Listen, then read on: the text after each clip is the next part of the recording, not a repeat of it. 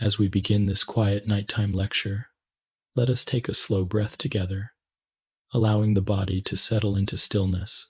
The topic before us is the excretory system, one of the most understated yet vital guardians of life. It is a system that rarely draws attention to itself, yet its constant, steady work keeps the internal world of the body in balance. Without it, the delicate chemistry of our cells would quickly fall into disorder. This lecture will be long and unhurried, designed not only to teach but to soothe, guiding you through science in a way that feels soft and restful, as though the words themselves were flowing like water through a quiet stream. In this first part, we will simply prepare the mind for the journey. We will not yet dive into the intricate details of anatomy or the specific chemicals carried away from the body. Instead, we will take our time to settle into the idea of excretion itself, what it means, why it matters, and how it quietly touches every moment of human existence. The body can be imagined as a kind of landscape, a living terrain filled with rivers of blood, forests of tissue, and cities of cells that hum with constant activity. Each cell, no matter how small, is busy with work taking in nutrients, burning fuel for energy, constructing proteins, repairing damage, and communicating with its neighbors. Yet every action produces something left over, a remainder, a byproduct. These waste substances, if they were to accumulate, would disrupt the smooth operation of life. It is here that the excretory system takes its role. Like a team of caretakers working silently at night, it collects what is no longer needed and carries it gently out of the body, keeping the inner world fresh, balanced, and clear. Excretion is not to be confused with elimination.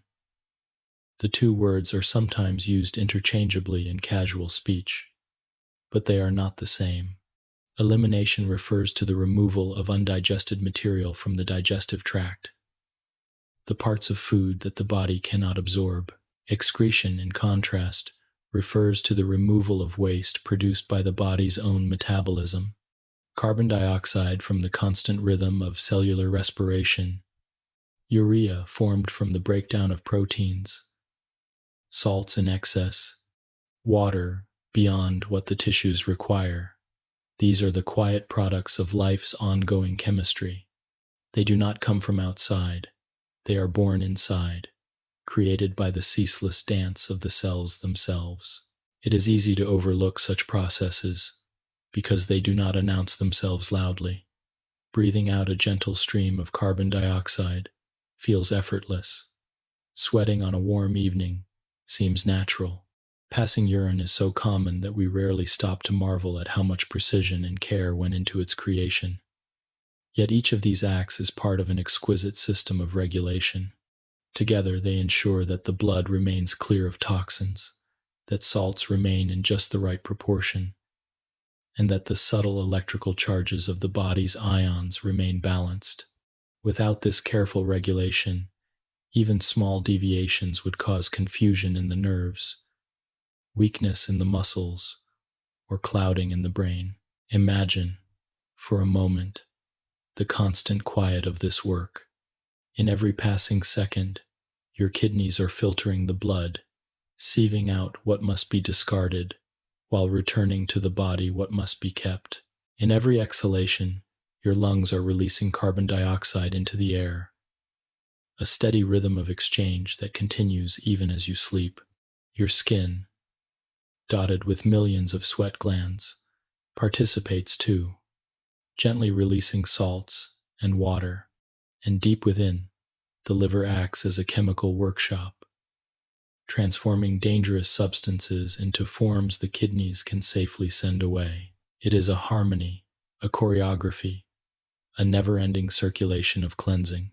In this sense, the excretory system can be thought of as the silent housekeeper of the body. It does not demand attention. It does not call for recognition. But without its care, the home of the body would become cluttered and unlivable. The air would grow heavy, the waters stagnant, Instead, by its constant activity, it keeps the body's inner environment as fresh as a stream flowing over smooth stones. This inner balance has a name: homeostasis. To maintain homeostasis is to keep conditions stable, neither too high nor too low, neither too acidic nor too alkaline. The excretory system is one of the primary tools by which this steady balance is achieved. There is something calming in the knowledge that your body is always cleansing itself, always regulating, always maintaining its delicate balance. It is not something you must consciously control. Even in the deepest sleep, the kidneys are filtering, the lungs are releasing, the skin is breathing, and the liver is transforming. You do not need to supervise. You do not need to instruct. The process continues on its own.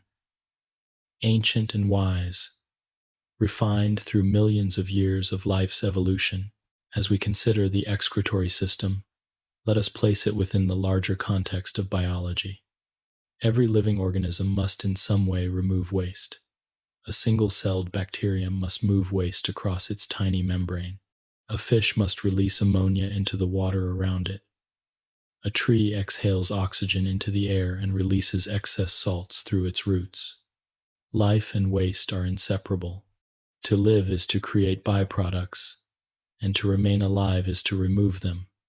Thus, the excretory system is not a mere accessory, but a fundamental condition of existence. If you think of the body as a carefully tuned orchestra, the excretory system plays the role of the quiet percussionist, steady and rhythmic, never drawing attention, but always maintaining the underlying beat. Without it, the music would quickly collapse. With it, the harmony continues, steady and flowing.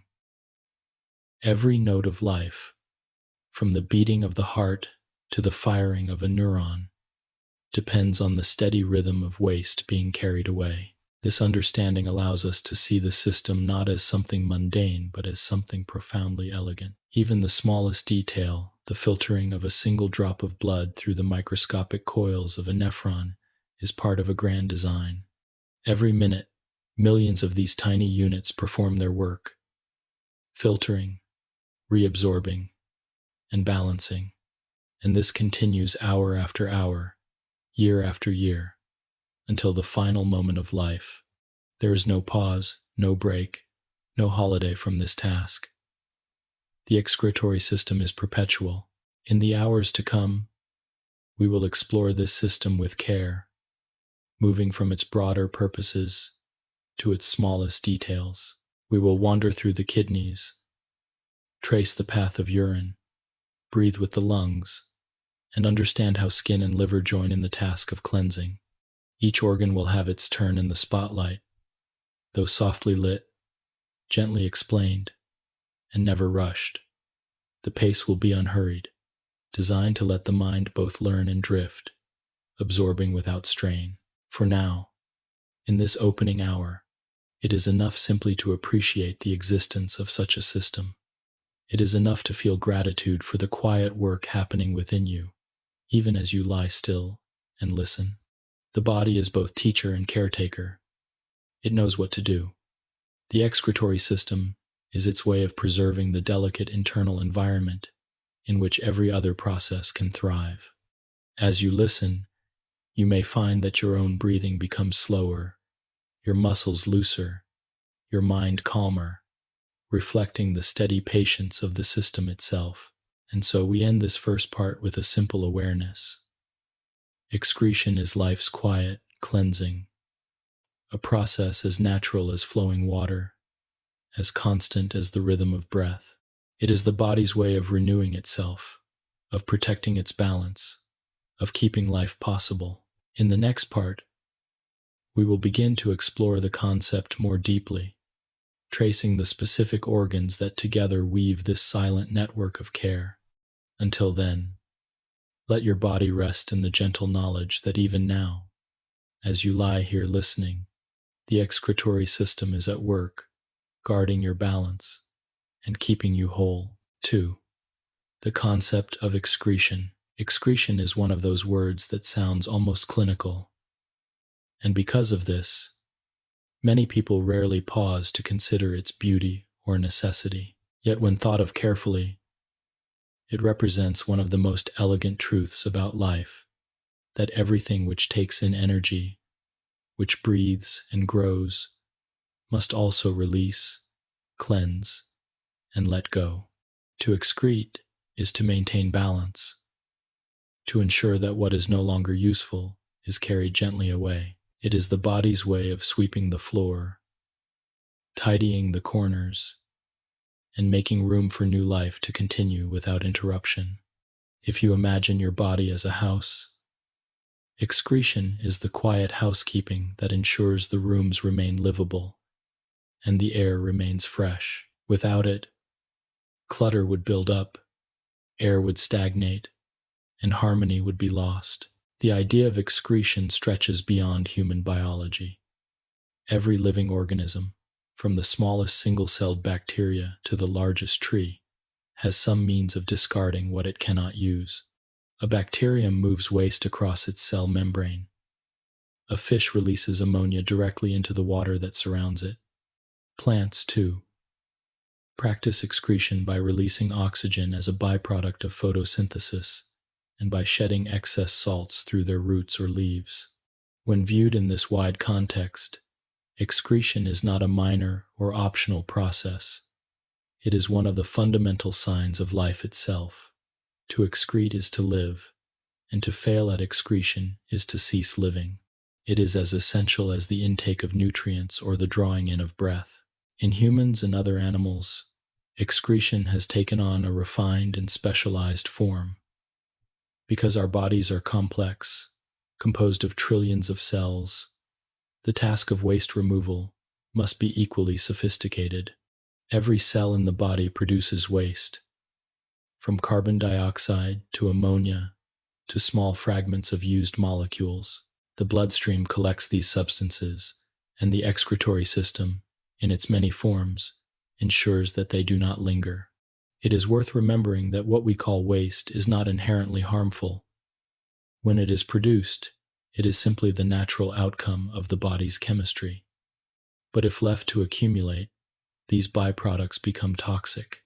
Carbon dioxide, for example, is the harmless result of cellular respiration. Yet if too much gathers in the blood, it can interfere with the delicate balance of acids and bases in the body. Ammonia is another example produced when proteins are broken down. It is highly toxic if left in circulation. The liver, in its quiet chemical laboratory, converts it into urea, which the kidneys can then filter and release in urine. There is a rhythm to excretion, a gentle alternation of intake and release. You drink water, and later that water finds its way into urine or sweat. You eat food rich in proteins, and the excess nitrogen from those proteins eventually leaves in the form of urea. You breathe in oxygen, and you breathe out carbon dioxide. The cycle is continuous, like the tide, flowing in and out without pause. Each wave of intake is matched by a wave of release, keeping the internal sea of the body calm and steady. Without this rhythm, the body would be overwhelmed. Imagine a tide that only came in and never went out. The shore would soon vanish beneath the rising water. In the same way, a body that only took in but never let go would soon be submerged in its own byproducts. Excretion, then, is not only about removal. It is about balance, about maintaining the stability of the internal environment, a state that biologists call homeostasis. Homeostasis is the condition in which the body's internal environment remains steady despite the constant changes of the outside world. Temperature, pH, fluid balance, salt concentration, all must be kept within narrow limits. The excretory system is one of the central guardians of this equilibrium. By carefully adjusting the amount of water, salt, and waste released, it ensures that the blood remains within the precise ranges needed for every cell to thrive. The process is not rigid or mechanical, it is flexible, constantly shifting according to the body's needs. When water is scarce, the kidneys concentrate urine to conserve it. When water is plentiful, urine becomes more dilute, allowing the body to shed the excess. This quiet responsiveness is one of the marvels of excretion, a testament to the body's ability to adjust with grace. Another gentle distinction to consider is the difference between excretion and elimination. Many people think of the digestive system when they think of waste leaving the body. But digestion deals mostly with what we cannot absorb from food. The undigested fibers, the leftover matter, the parts of a meal that never truly entered the bloodstream. These are eliminated as feces. Excretion, in contrast, is about the wastes produced by the body's own metabolism. Urea, carbon dioxide, sweat, bile pigments. These are not remnants of food, but creations of the body itself. They arise naturally from the chemistry of life, and the excretory system ensures that they are safely carried away. Understanding this difference helps to highlight just how unique the excretory system is. It is not simply about clearing the leftovers of digestion. It is about cleansing the bloodstream itself. As we continue to think gently about this system, it is helpful to imagine its organs as members of a quiet cooperative. The kidneys act as filters, sieving the blood with microscopic precision. The lungs release carbon dioxide with each exhalation. The skin lets out water and salts through millions of tiny pores, cooling the body while cleansing it. The liver processes toxins and converts them into forms the kidneys can handle. Each organ has its own role, yet none acts alone. They cooperate seamlessly, like instruments in an orchestra, producing a harmony of balance. You may not notice the tune, because it is played softly and constantly, but it is the background music of life.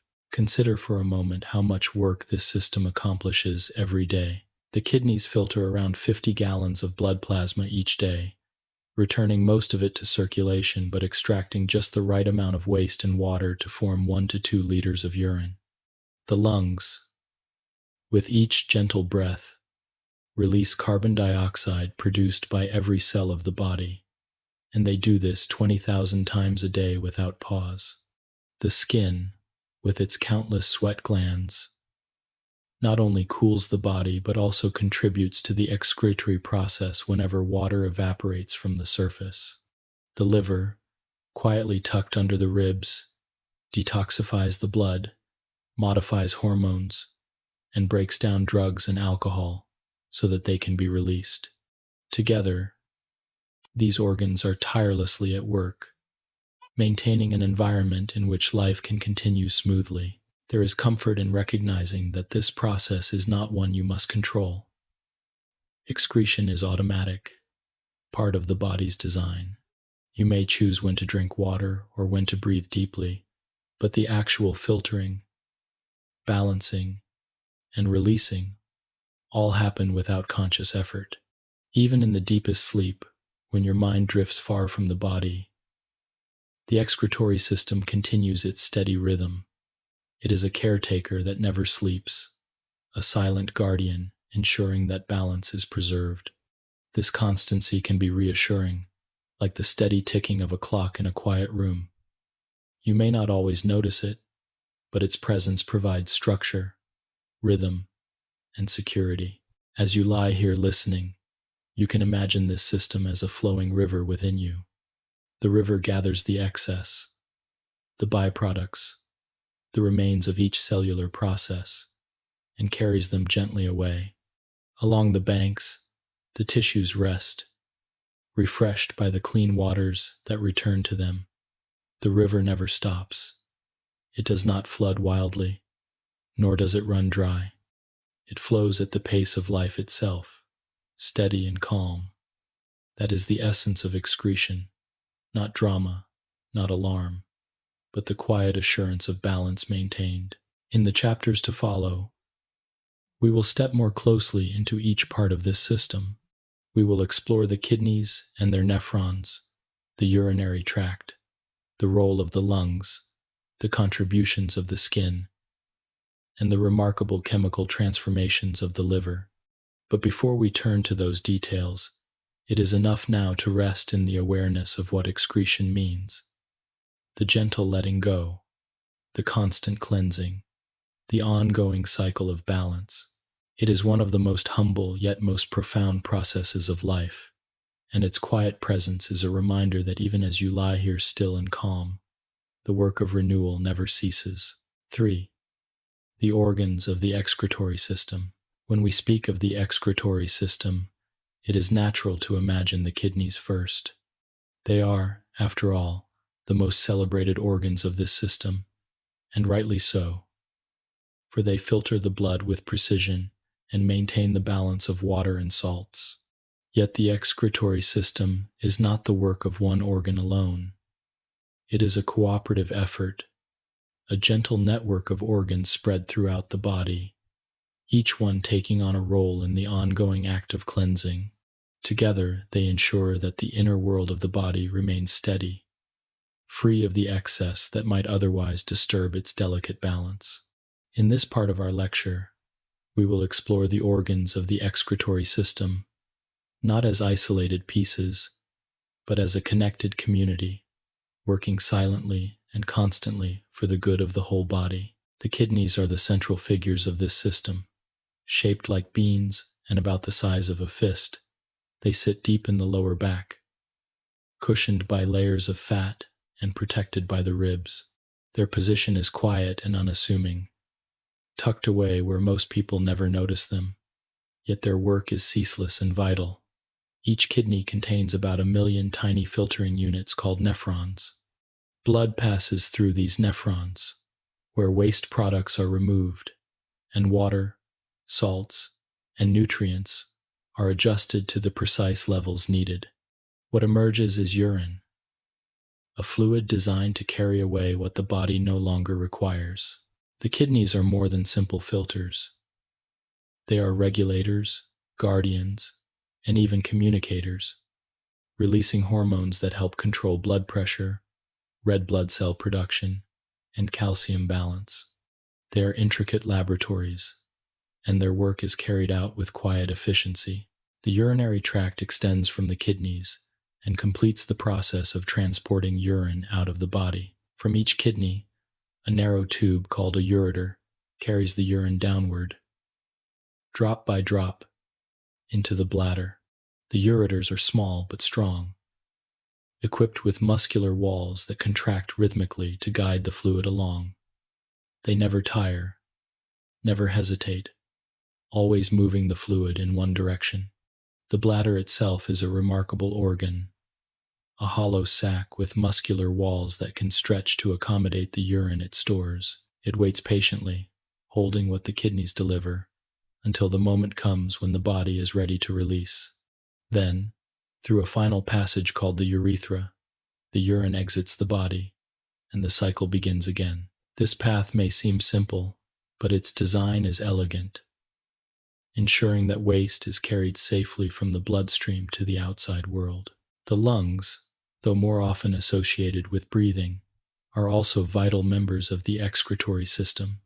Every breath in draws oxygen into the body, and every breath out releases carbon dioxide, the primary waste product of cellular respiration. This exchange happens with quiet regularity, moment by moment, without conscious thought.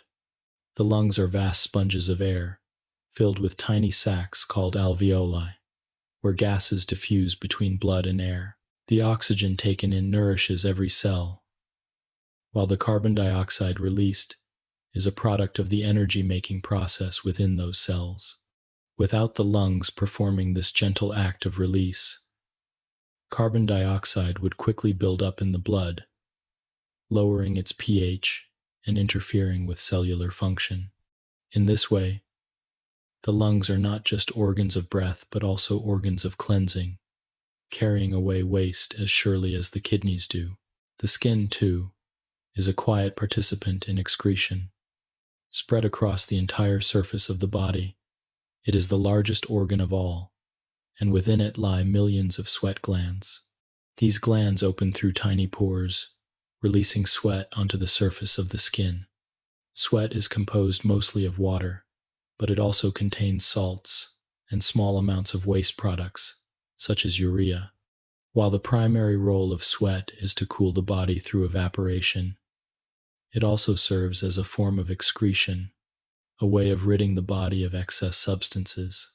On a warm day, or during exercise, sweat flows more freely, and in its flow, the body not only cools itself but also releases waste.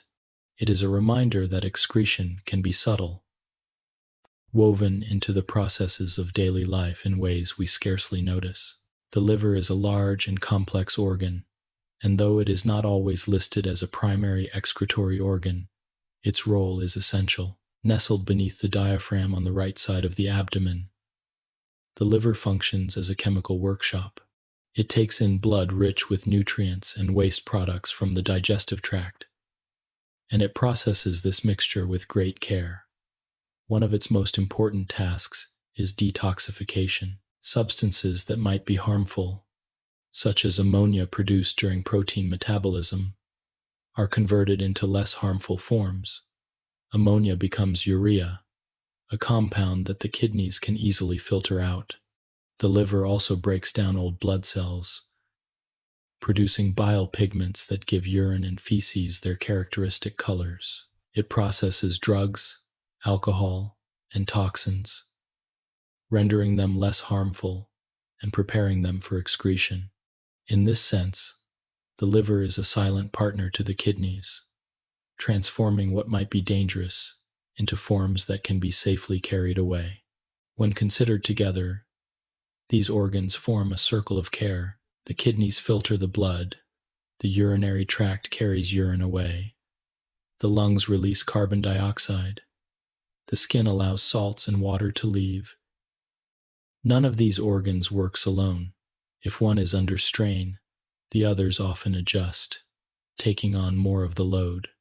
For example, in times of dehydration, the skin may sweat less to conserve water, while the kidneys concentrate urine more intensely. If the lungs are struggling, the kidneys may alter the pH of the blood to help maintain balance. This cooperation is quiet and automatic, part of the body's remarkable ability to maintain stability in the face of change. It is also important to notice the placement of these organs within the body. The kidneys lie deep within the back, protected, yet central. The bladder sits in the pelvis, positioned to gather and release fluid as needed. The lungs expand and contract within the chest, their rhythmic movement inseparable from life itself. The skin wraps the body entirely, a shield and an interface with the world. The liver rests under the ribs, large and solid, its presence felt in the fullness of the abdomen. Together they form a constellation of organs scattered throughout the body, yet united by the single purpose of cleansing. To think of the excretory system in this way is to see it not as a collection of parts but as a harmony, a gentle network where each organ plays a role. It is like a team of gardeners tending to a vast inner landscape. The kidneys are the careful pruners, trimming away what is unnecessary.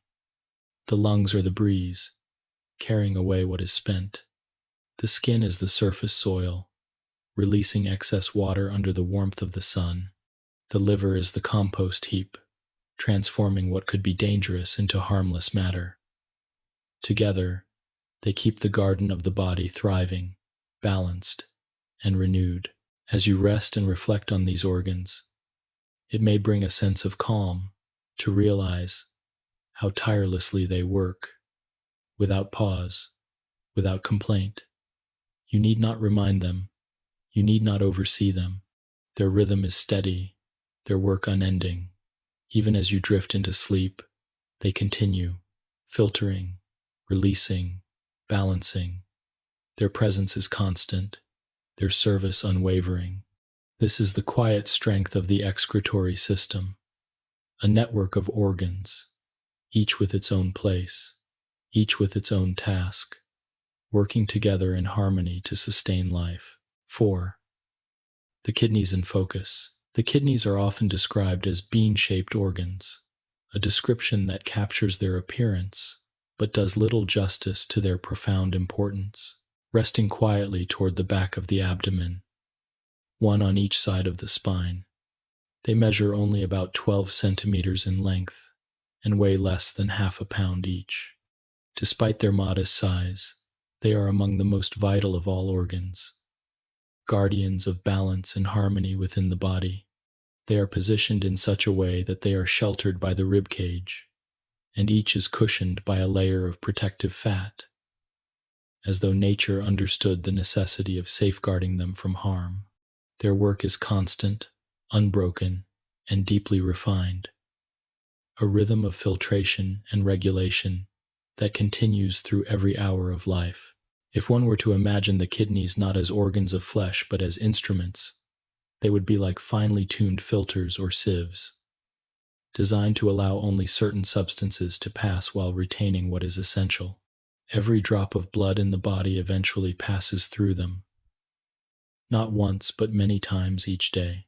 On average, the kidneys filter more than 50 gallons of fluid daily, returning most of it to circulation, while carefully removing a few liters of waste and excess water as urine. This task is not brute force. It is delicate, involving countless small decisions at the microscopic level about what to keep and what to let go.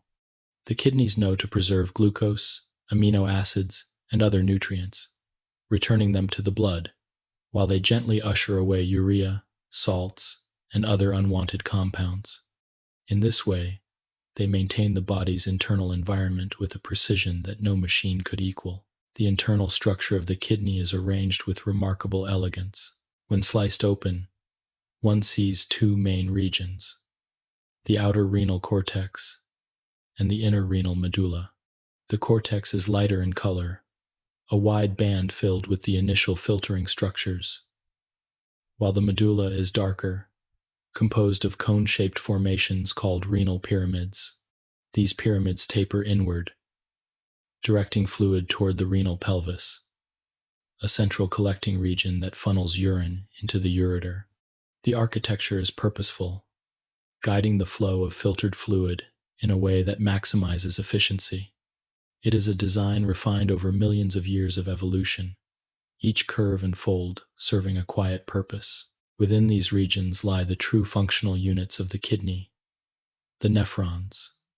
Each kidney contains about 1 million of these microscopic filters, and together they perform the immense work of purification.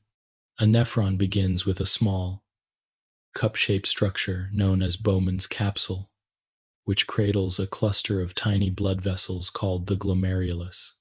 Here, blood pressure pushes plasma through the walls of the capillaries, forcing water and small molecules into the capsule, while keeping larger proteins and cells within the bloodstream. This process is the first step of filtration, a gentle separation of the useful from the waste. From this point, the fluid moves into a series of tubules, each with its own role in refining the mixture. Some substances are reabsorbed, returned to the blood because they are still needed. Others are secreted into the tubules, added to the waste because the body has too much of them. By the end of this journey, what remains is urine, a carefully composed fluid that represents the body's decision of what to let go. Beyond simple waste removal, the kidneys are also regulators of water balance. They adjust the concentration of urine depending on the body's hydration. On a hot day, when sweat carries water away, the kidneys respond by conserving fluid, producing urine that is darker and more concentrated. On a cool day, or after drinking plentiful water, the kidneys allow more to pass, and urine becomes lighter. This flexibility is made possible through the action of hormones, particularly antidiuretic hormone, which signals the kidneys to conserve water when it is scarce. In this way, the kidneys help the body adapt to changing conditions, ensuring that blood volume and pressure remain within healthy limits. The kidneys also play a central role in balancing electrolytes, those vital charged particles like sodium, potassium, and calcium. These ions are crucial for nerve impulses, muscle contractions, and countless cellular processes. Even small imbalances can cause disturbances in the heart's rhythm or the brain's function. The kidneys, with unerring precision, adjust the levels of these ions, excreting the excess and conserving what is needed. This is not a static task, but a constant, moment-by-moment process, as intake of food and drink, activity, and rest all alter the body's chemistry. The kidneys respond continuously, keeping the internal sea of the body at just the right composition. Another dimension of the kidneys' work lies in their ability to regulate blood pressure. They do this partly by controlling the volume of water in the blood, but also through the release of hormones. One such hormone, renin, sets in motion a chain of reactions that adjust blood vessel constriction and fluid retention. This system, known as the renin-angiotensin-aldosterone pathway, allows the kidneys to influence not just their own function, but the entire cardiovascular system. It is a reminder that no organ works in isolation. The kidneys are deeply connected to the heart and blood vessels, participating in a constant conversation that ensures stability. The kidneys are also involved in supporting the production of red blood cells. They release a hormone called erythropoietin when oxygen levels in the blood fall too low. This hormone stimulates the bone marrow to produce more red blood cells, which then carry oxygen more effectively throughout the body. In this way, the kidneys contribute to the vitality of tissues far beyond their own borders, linking excretion with respiration and blood health. Their influence reaches deeply into the body's systems, showing that they are not mere filters but central regulators of life. When one considers all these roles together, filtration, water balance, electrolyte regulation, blood pressure control, red blood cell stimulation, it becomes clear that the kidneys are at the heart of the body's equilibrium. They are not only excretory organs, but also homeostatic organs, masters of balance. Their silence should not be mistaken for simplicity. In truth, their work is among the most complex and delicate in the body. Each nephron is a microcosm of decision-making, and the combined activity of millions of them produces the seamless stability we experience as health. There is a poetic quality in knowing that these small organs, hidden away in the back of the abdomen, bear such responsibility. They do not announce themselves with movement like the lungs, nor with beating like the heart. They do not signal their presence with sensations we can feel in ordinary life. Instead, they are quiet, constant, and modest. Their reward is not recognition, but balance, the steady flow of life, maintained day after day. Only when they falter does their importance become obvious, and by then, one sees how much they had carried all along. As you rest and reflect, it may be comforting to think of your kidneys as gentle guardians, working without pause, filtering the rivers of blood that pass through them. With each heartbeat, more blood arrives at their gates, and with each moment, they decide anew what to keep. They are ancient, evolved over millions of years to serve precisely this function, and they serve it with grace. To picture them is to picture balance itself, shaped into two small forms that work endlessly to preserve the whole. And so, as we conclude this part, we leave with a deeper appreciation for the kidneys. They are not just bean-shaped organs tucked behind the abdomen. They are keepers of harmony, regulators of balance, and protectors of health. Their silence is their strength, their constancy, their gift. In the next part, we will look even closer entering the microscopic world of the nephron, to see how the kidney's remarkable filtering process unfolds in exquisite detail. 5. Internal kidney anatomy. When we take a closer look at the kidneys, moving beyond their bean-like outline and into their interior, a whole world of order and precision reveals itself. Though each kidney weighs less than a pound and can be comfortably held in the palm of the hand, its internal landscape is vast, intricate, and ceaselessly active. The outer surface, smooth and curved, conceals an interior arranged in layers and chambers, each with its own role in the grand task of filtering and balancing the body's internal environment. By gently exploring these layers, we can begin to see how the kidneys achieve their extraordinary work of purification and regulation. The first layer one encounters when slicing into a kidney is the renal cortex, a pale outer region that wraps around the organ like a protective shell. The cortex is not merely a covering but a functional zone where much of the blood filtration begins. Dotted throughout the cortex are structures known as renal corpuscles, which include the glomeruli, the tangled knots of capillaries that begin the process of separating waste from the blood. The cortex is dense with these microscopic filters, a busy landscape where blood enters under pressure, and plasma is gently pushed out into a new path. It is here that the first distinction is made between what the body will keep and what it will release, a decision repeated millions of times each day. Beneath the cortex lies the renal medulla, darker in color and arranged in striking triangular formations called renal pyramids. Each pyramid points inward, its tip known as the papilla, directing fluid toward the central collecting system. Within the pyramids run loops of tubules and blood vessels, weaving together in a pattern that ensures the efficient concentration of urine. The arrangement is not random but beautifully ordered, with parallel structures aligned in a way that maximizes their ability to move water in and out. The medulla's design is critical for the kidney's ability to conserve water, allowing humans and other land animals to survive in environments where water may not always be plentiful. Without this capacity, life on land would be much more difficult, as the constant loss of water would soon overwhelm the body. At the center of the kidney lies the renal pelvis, a funnel-shaped cavity that gathers the urine produced by the nephrons and directs it into the ureter. The renal pelvis branches outward into smaller chambers called calyces, which collect urine from the tips of the pyramids.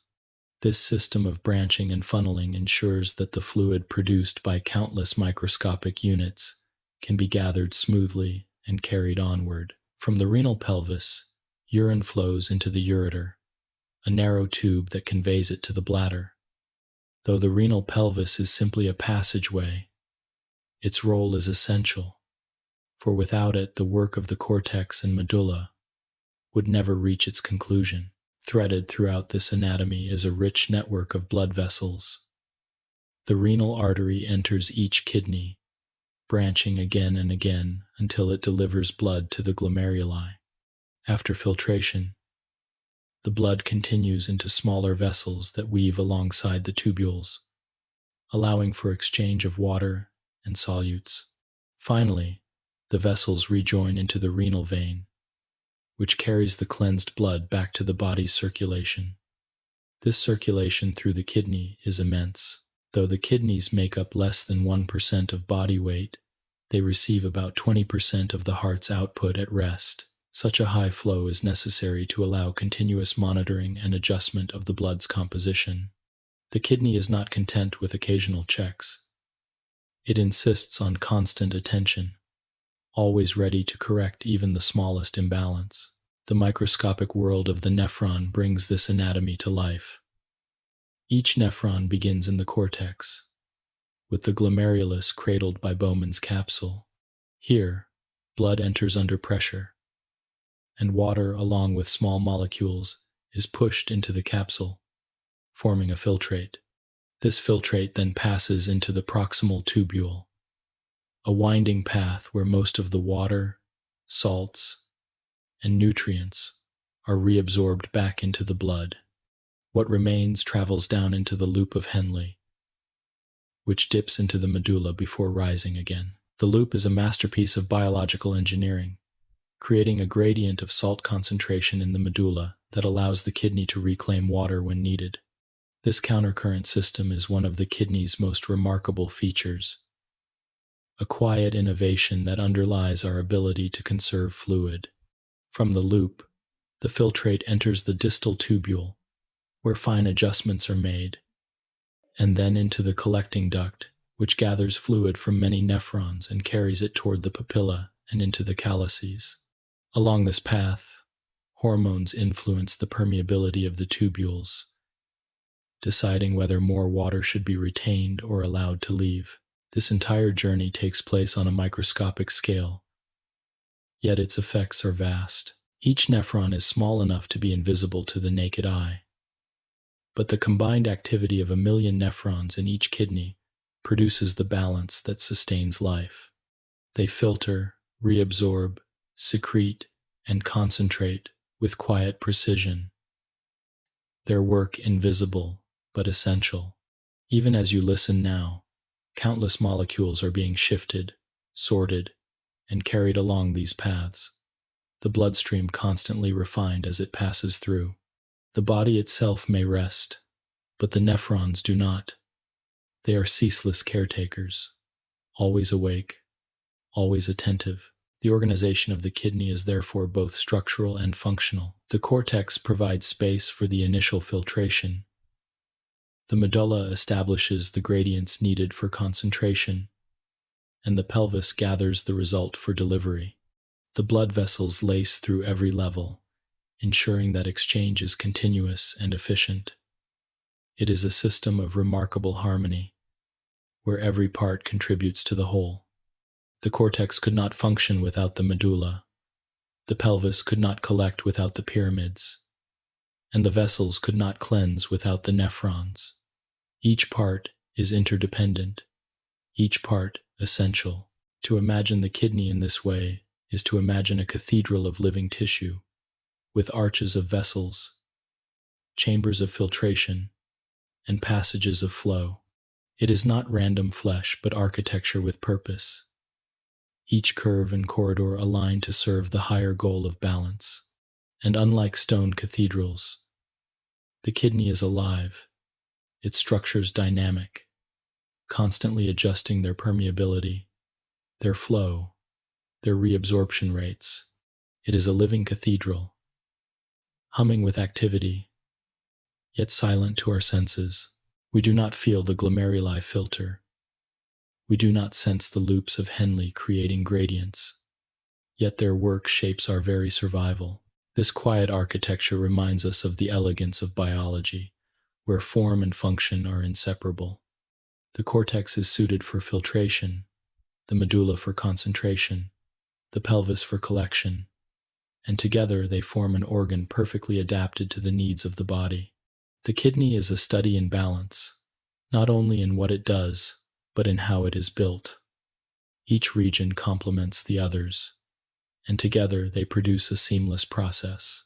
As we reflect on this anatomy, it is soothing to think of the kidneys as more than organs of waste removal.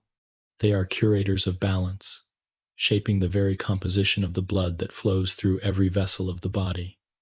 They do not simply cleanse, they guide, they adjust, they maintain. Their internal structure is a map of purpose, a design that has evolved to preserve life with quiet efficiency. In the next part, we will enter more deeply into the nephron itself, tracing the path of blood as it becomes urine, drop by drop, in a process as gentle as it is vital. 6. The nephron. Microscopic filters. To truly appreciate the work of the kidney, one must journey into the world of the nephron, a realm so small that it cannot be seen with the naked eye, yet so vital that it determines the very quality of the blood coursing through our veins. Each kidney holds about 1,000,000 of these tiny structures, and together they form the foundation of the kidney's function. The nephron is a filter, a regulator, and a balancer, carrying out with microscopic precision the decisions that determine what the body will keep and what it will release. Though small, it is an entire system in itself, with its own chambers, pathways, and checkpoints. To follow the course of a single nephron is to witness the body's quiet diligence at its finest. The journey begins in a rounded structure known as the renal corpuscle, made up of Bowman's capsule embracing a small knot of capillaries called the glomerulus. Blood enters this region under pressure, carried by an afferent arteriole, and as it flows through the delicate mesh of the glomerulus, part of the plasma is pushed out into the capsule. This is the first act of filtration, separating the blood into two streams. Large molecules such as proteins and blood cells remain behind, continuing their journey through the bloodstream, while water, salts, glucose, amino acids, and wastes pass into the capsule, forming what is known as filtrate. It is important to understand that at this stage, the filtrate is not yet urine. It is more like a draft version, a fluid rich in substances the body may still wish to reclaim. The nephron has only just begun its careful work. From Bowman's capsule, the filtrate enters the proximal convoluted tubule, a winding path lined with cells specialized for reabsorption. Here, the nephron begins to gather back what the body needs. Most of the glucose and amino acids are reclaimed at this point, along with a significant portion of water and salts. The cells lining the tubule are equipped with countless microscopic projections, increasing their surface area and allowing them to reabsorb efficiently. The process is not haphazard but selective. The body knows that glucose is valuable, that amino acids are essential, and so it spares them, returning them to the bloodstream. Urea, on the other hand, remains in the filtrate, destined to be carried away. This stage illustrates the intelligence of the nephron. It does not simply discard, but carefully separates, conserving what is needed and discarding what is not. After the proximal tubule, the filtrate flows into the loop of Henle, a structure that dips down into the medulla before rising again to the cortex. The loop has two limbs, descending and ascending, each with distinct properties. The descending limb allows water to leave but keeps salts in, while the ascending limb does the opposite, allowing salts to leave but keeping water in. This arrangement creates a gradient of salt concentration in the surrounding medulla, a gradient that the kidney later uses to concentrate urine when the body needs to conserve water. It is one of the most remarkable examples of biological engineering, a countercurrent system that allows the body to adjust fluid balance with fine precision. Without the loop of Henle, our bodies would not be able to survive in dry environments, for we would lose too much water in our urine. The loop is therefore more than a passage. It is a mechanism of adaptation, a way of ensuring survival across varying conditions.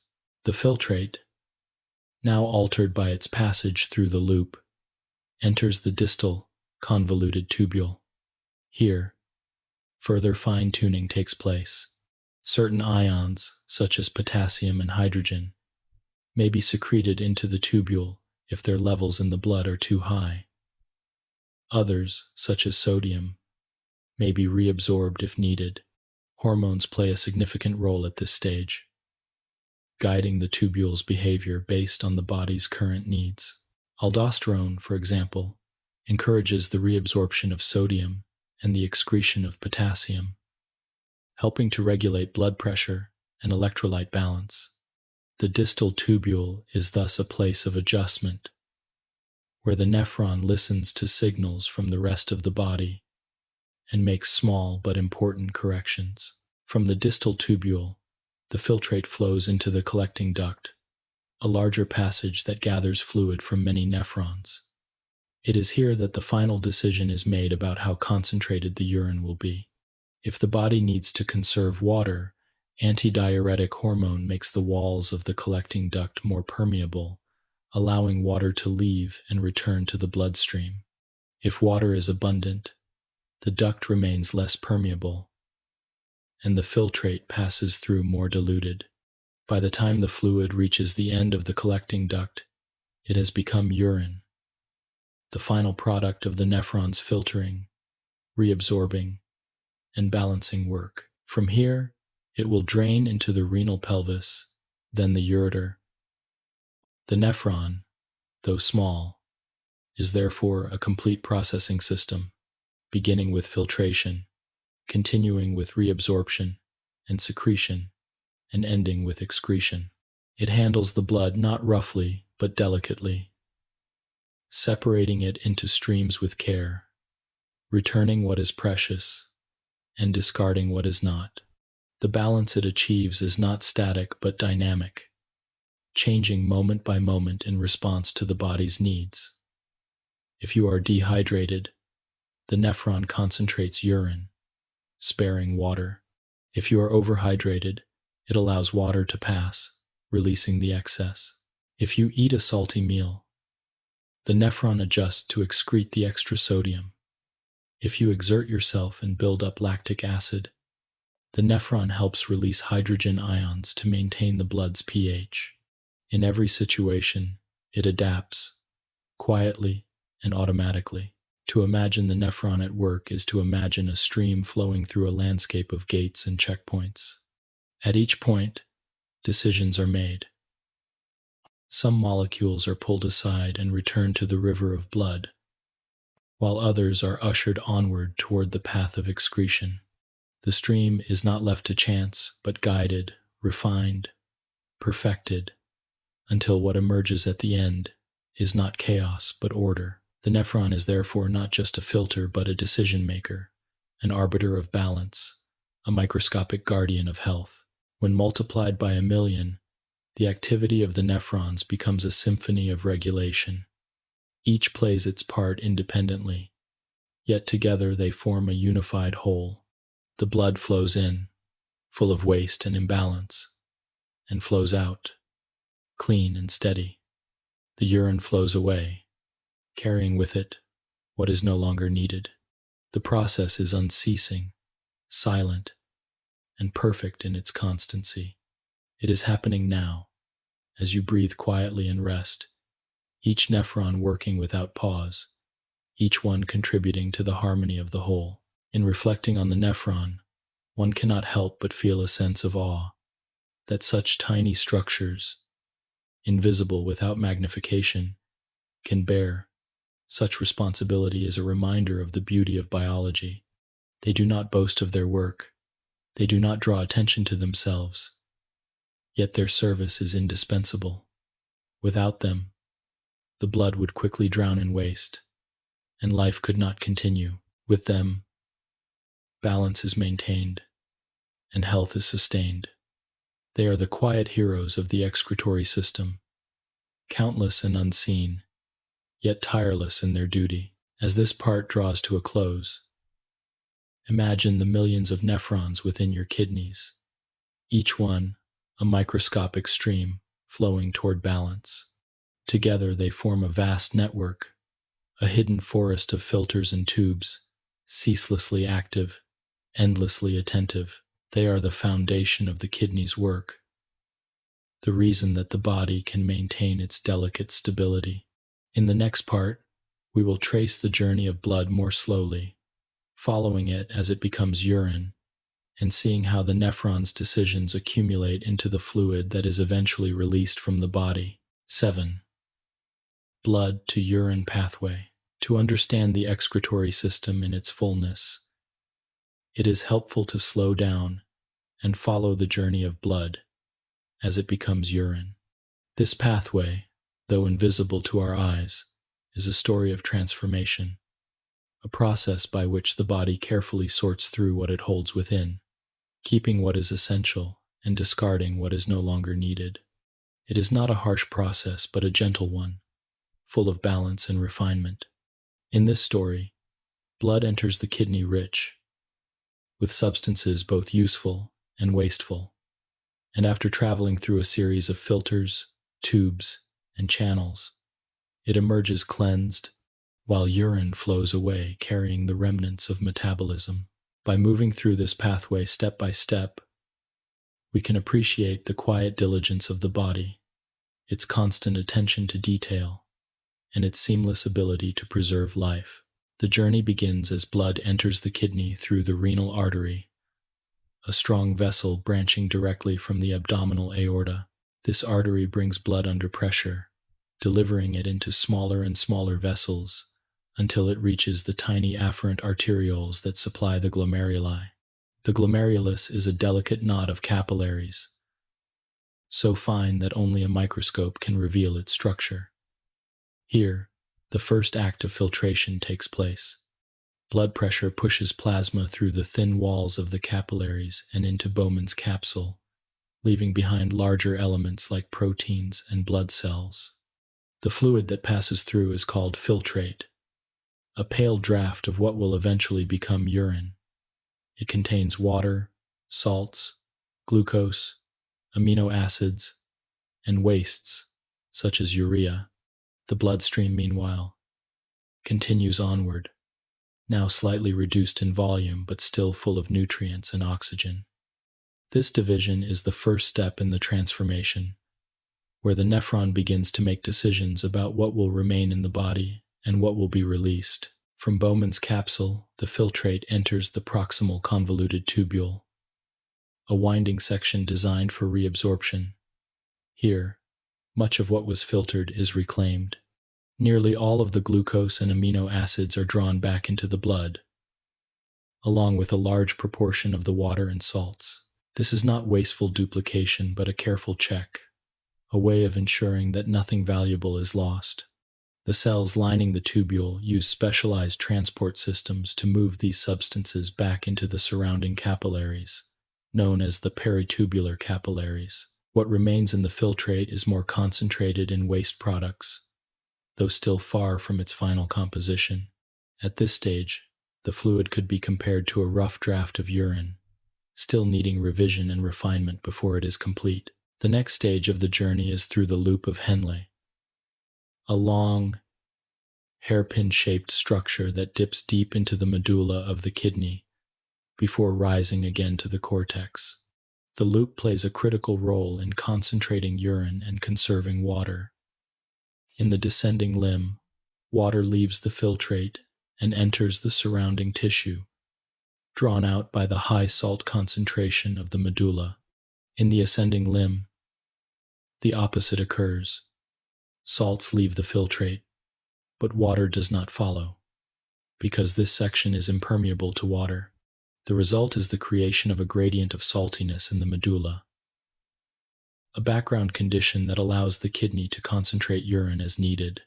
This countercurrent mechanism is one of the most elegant designs in nature, enabling the body to adapt to different levels of hydration.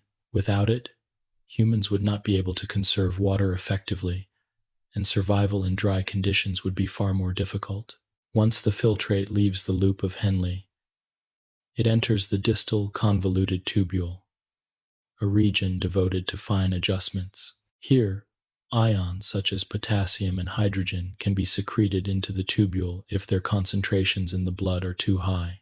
Sodium may be reabsorbed, guided by hormones like aldosterone, which signals the body's need to conserve salt and regulate blood pressure. The distal tubule responds to these hormonal messages, fine-tuning the balance of electrolytes with precision.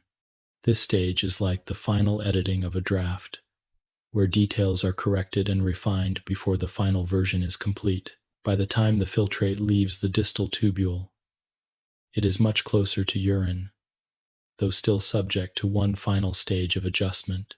The filtrate then enters the collecting duct, a larger passageway that gathers fluid from many nephrons. The collecting duct is the final checkpoint, the place where the decision about water balance is made. If the body is short on water, the hormone known as antidiuretic hormone, or ADH, increases the duct's permeability, allowing water to leave and return to the bloodstream. The urine becomes more concentrated, conserving precious water for the body. If water is abundant, ADH levels fall, and the duct allows more water to remain in the filtrate, producing dilute urine. This flexibility is essential for survival, allowing the body to adjust to varying conditions without conscious effort. By the time the fluid reaches the end of the collecting duct, it has become urine, a final product composed of water, urea, salts, and other wastes the body has chosen to discard. From the collecting ducts, urine flows into the minor calyces, small chambers that collect it from the tips of the renal pyramids. These calyces merge into larger major calyces, which in turn feed into the renal pelvis, the funnel-shaped cavity at the center of the kidney. From the renal pelvis, urine passes into the ureter, a narrow tube with muscular walls that propel the fluid downward toward the bladder. The journey is not rushed but steady, a continuous flow that matches the constant work of the nephrons. Drop by drop, the urine gathers, each drop a testament to the body's ability to regulate itself. Meanwhile, the blood that entered the nephron at the glomerulus is not abandoned. It continues into the efferent arteriole, then into a network of capillaries that surround the tubules. Here, exchanges continue, as substances are reabsorbed from the filtrate and returned to the bloodstream.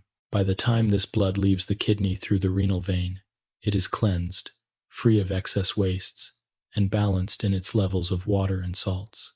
The dual flow blood refined and urine formed is the outcome of the nephron's work.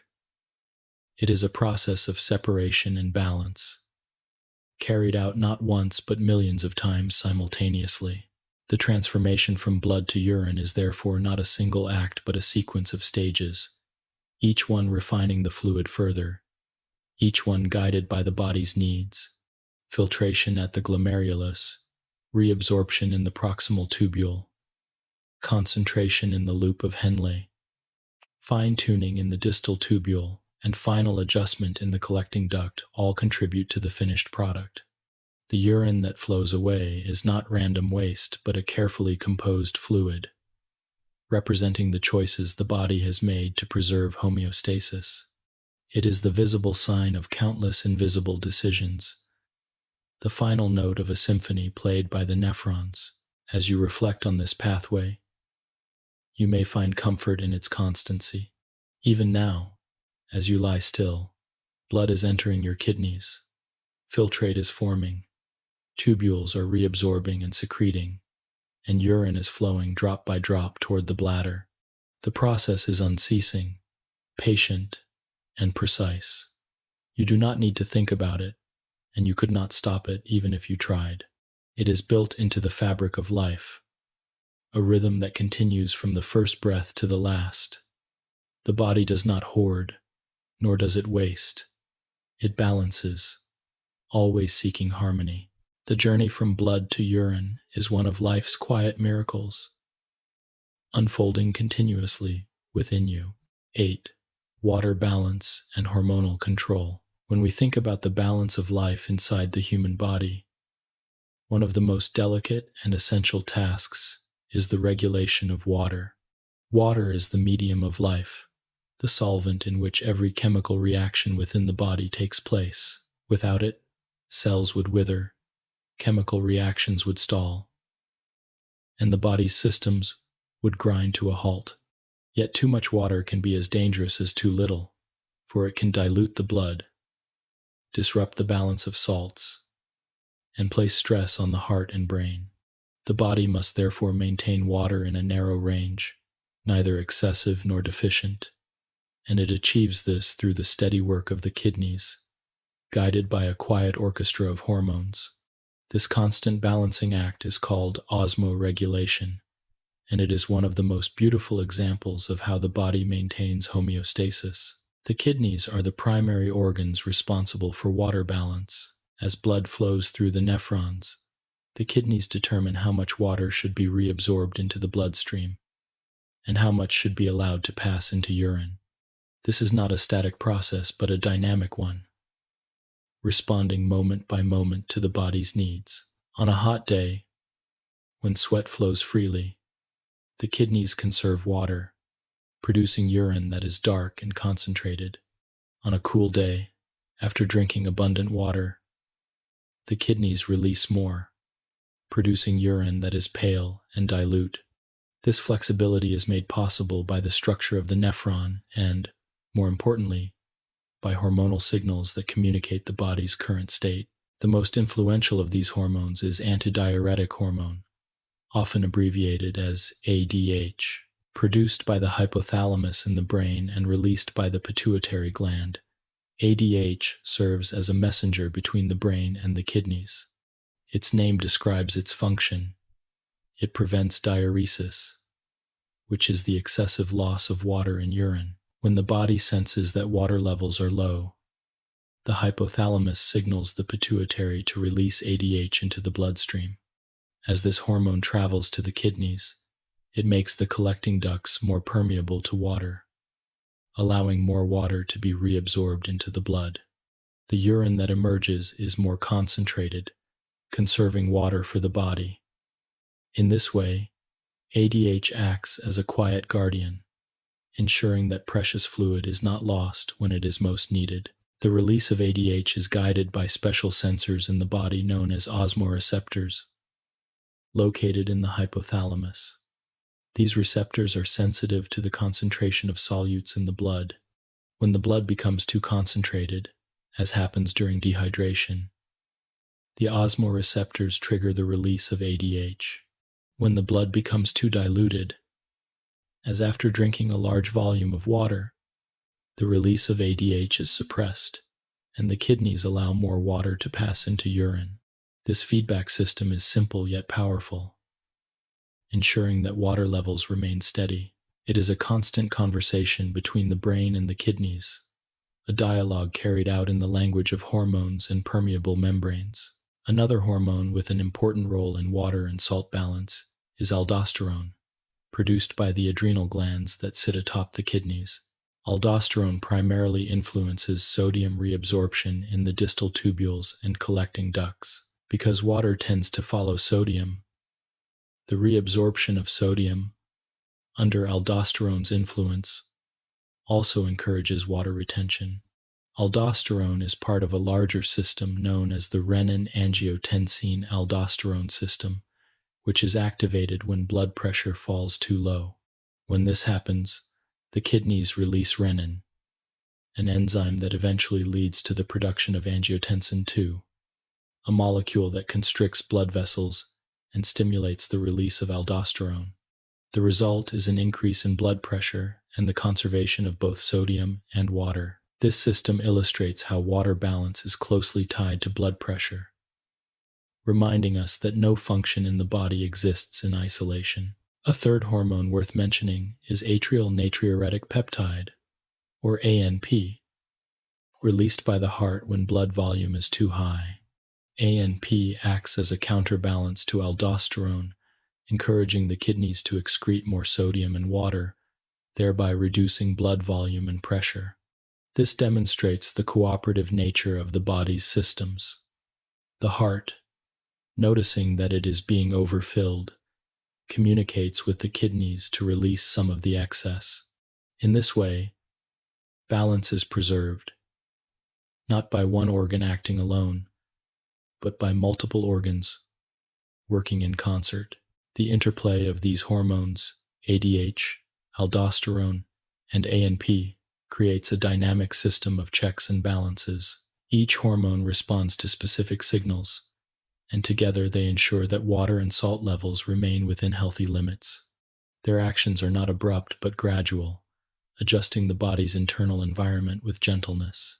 One might think of them as conductors in an orchestra, guiding the kidneys to play louder or softer, to conserve more or release more, depending on the needs of the body. To appreciate this process more fully, let us imagine a simple scenario. The heat causes you to sweat, and with each drop of sweat, your body loses water and salts. As this happens, the concentration of solutes in your blood increases, and the osmoreceptors in your brain take notice. They signal for ADH to be released, and soon your kidneys begin to conserve water, producing smaller amounts of concentrated urine. You may feel thirsty as well, a signal urging you to drink and replace the lost water. Later, after you have rested in the shade and drunk cool water, the blood becomes less concentrated, ADH levels fall, and the kidneys shift back, allowing more water to pass into urine. The cycle returns to balance, smoothly, and without any conscious effort on your part. Now imagine a different situation. You are resting quietly but have consumed a meal rich in salt. The sodium concentration in your blood rises, and this signals the adrenal glands to release aldosterone. In response, your kidneys begin reabsorbing more sodium and conserving water, preventing the blood from becoming too imbalanced. Hours later, as the sodium is excreted and the levels return to normal, aldosterone subsides, and the system returns to equilibrium. Once again, the adjustment is automatic, unbidden, and seamless. These examples illustrate how water balance is not fixed but constantly in motion, shifting gently according to the body's needs. It is a rhythm, not unlike breathing or the beating of the heart. Sometimes the rhythm leans toward conservation, at other times toward release, but always the goal is balance. The kidneys, guided by hormones, act as the instruments of this rhythm, carrying out the subtle adjustments that preserve life. It is worth reflecting on how much of this occurs beyond our awareness. We may notice thirst or the color of our urine, but the deeper processes, the release of hormones, the changes in permeability, the shifts in sodium reabsorption, happen quietly, hidden from our perception, yet their effects are profound. Without them, the body would quickly fall into imbalance. With them, we remain steady, able to move between states of heat and cold, exertion and rest, abundance and scarcity, without losing our internal harmony. In considering water balance and hormonal control, one can sense the body's wisdom. It does not cling desperately to water, nor does it waste it recklessly. It holds when holding is necessary, and it lets go when letting go is wise. It is a lesson in moderation, in the art of balance. The kidneys and their hormones embody this lesson, practicing it continuously on our behalf. As you rest with this thought, you might imagine your body as a vessel of flowing water, its levels gently rising and falling, guided by unseen caretakers. The hormones move like whispers through the bloodstream, carrying messages from the brain, the heart, and the glands, each one shaping the behavior of the kidneys. The water within you is never stagnant, never fixed, but always moving toward balance, and because of this, you are sustained. In the next part, we will continue the journey by following the urinary tract pathway, seeing how urine, once formed, makes its quiet passage out of the body.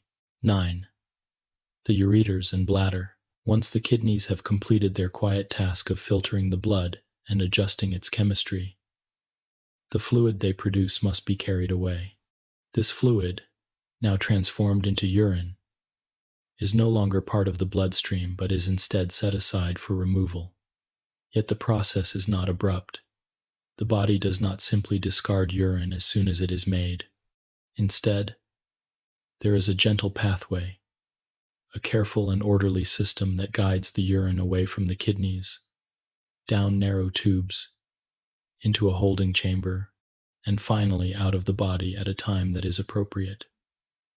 This part of the system is as important as the filtration itself, for without it, the body would not be able to regulate the timing or control of excretion. The pathway includes the ureters, the bladder, and ultimately the urethra, each with its own role in this journey. From the renal pelvis at the center of each kidney, urine begins its passage into the ureters. These are slender, muscular tubes, each about 20 to 25 centimeters in length, running from the kidney down to the bladder. At first glance, one might think of them as passive conduits, simply allowing urine to flow downward under the pull of gravity. But the ureters are not passive. Their walls contain smooth muscle, arranged in layers that contract in rhythmic waves. These contractions, known as peristalsis, gently push the urine along, drop by drop, ensuring that it moves steadily toward its destination. This movement continues whether one is lying down, standing, or even upside down. Gravity may help, but the ureters are perfectly capable of propelling the urine without it. They are tireless couriers, always active, always guiding the fluid downward. The lining of the ureters is also specialized. It is made of transitional epithelium, a type of tissue that can stretch and fold without damage. This is important because the flow of urine is not constant but intermittent. At times, more fluid passes through, stretching the ureter slightly. At other times, the flow slows and the tissue folds gently back into place. The transitional epithelium allows this flexibility, protecting the walls and ensuring that the pathway remains smooth. Around the lining is a layer of connective tissue that provides strength, and outside this, the muscular layers that generate the peristaltic waves. The ureters are therefore not mere pipes, but dynamic, living tubes, capable of responding to the flow they carry. At the end of each ureter, urine enters the bladder. The connection between ureter and bladder is designed with care to prevent backflow. Where the ureter meets the bladder, it passes obliquely through the bladder wall, creating a valve-like arrangement. When the bladder fills and its walls stretch, pressure closes these openings, ensuring that urine cannot flow backward into the ureters. This is essential for preventing infection and protecting the kidneys. The design is simple yet effective, a quiet safeguard against a potentially dangerous reversal. The bladder itself is a hollow, muscular organ located in the pelvic cavity, just behind the pubic bone. It is shaped like an inverted pyramid when empty and like a rounded balloon as it fills. The bladder is remarkable in its ability to expand and contract. Its walls are made of layers of smooth muscle collectively called the detrusor muscle. When empty, the bladder may hold only a few milliliters of fluid, but as it fills, it can comfortably expand to store between 400 and 600 milliliters in an adult. In times of need, it can hold even more, though this is not ideal for health. This capacity gives the body flexibility, allowing urine to be stored until it is socially or physically convenient to release it. The inner lining of the bladder is also made of transitional epithelium, the same type found in the ureters.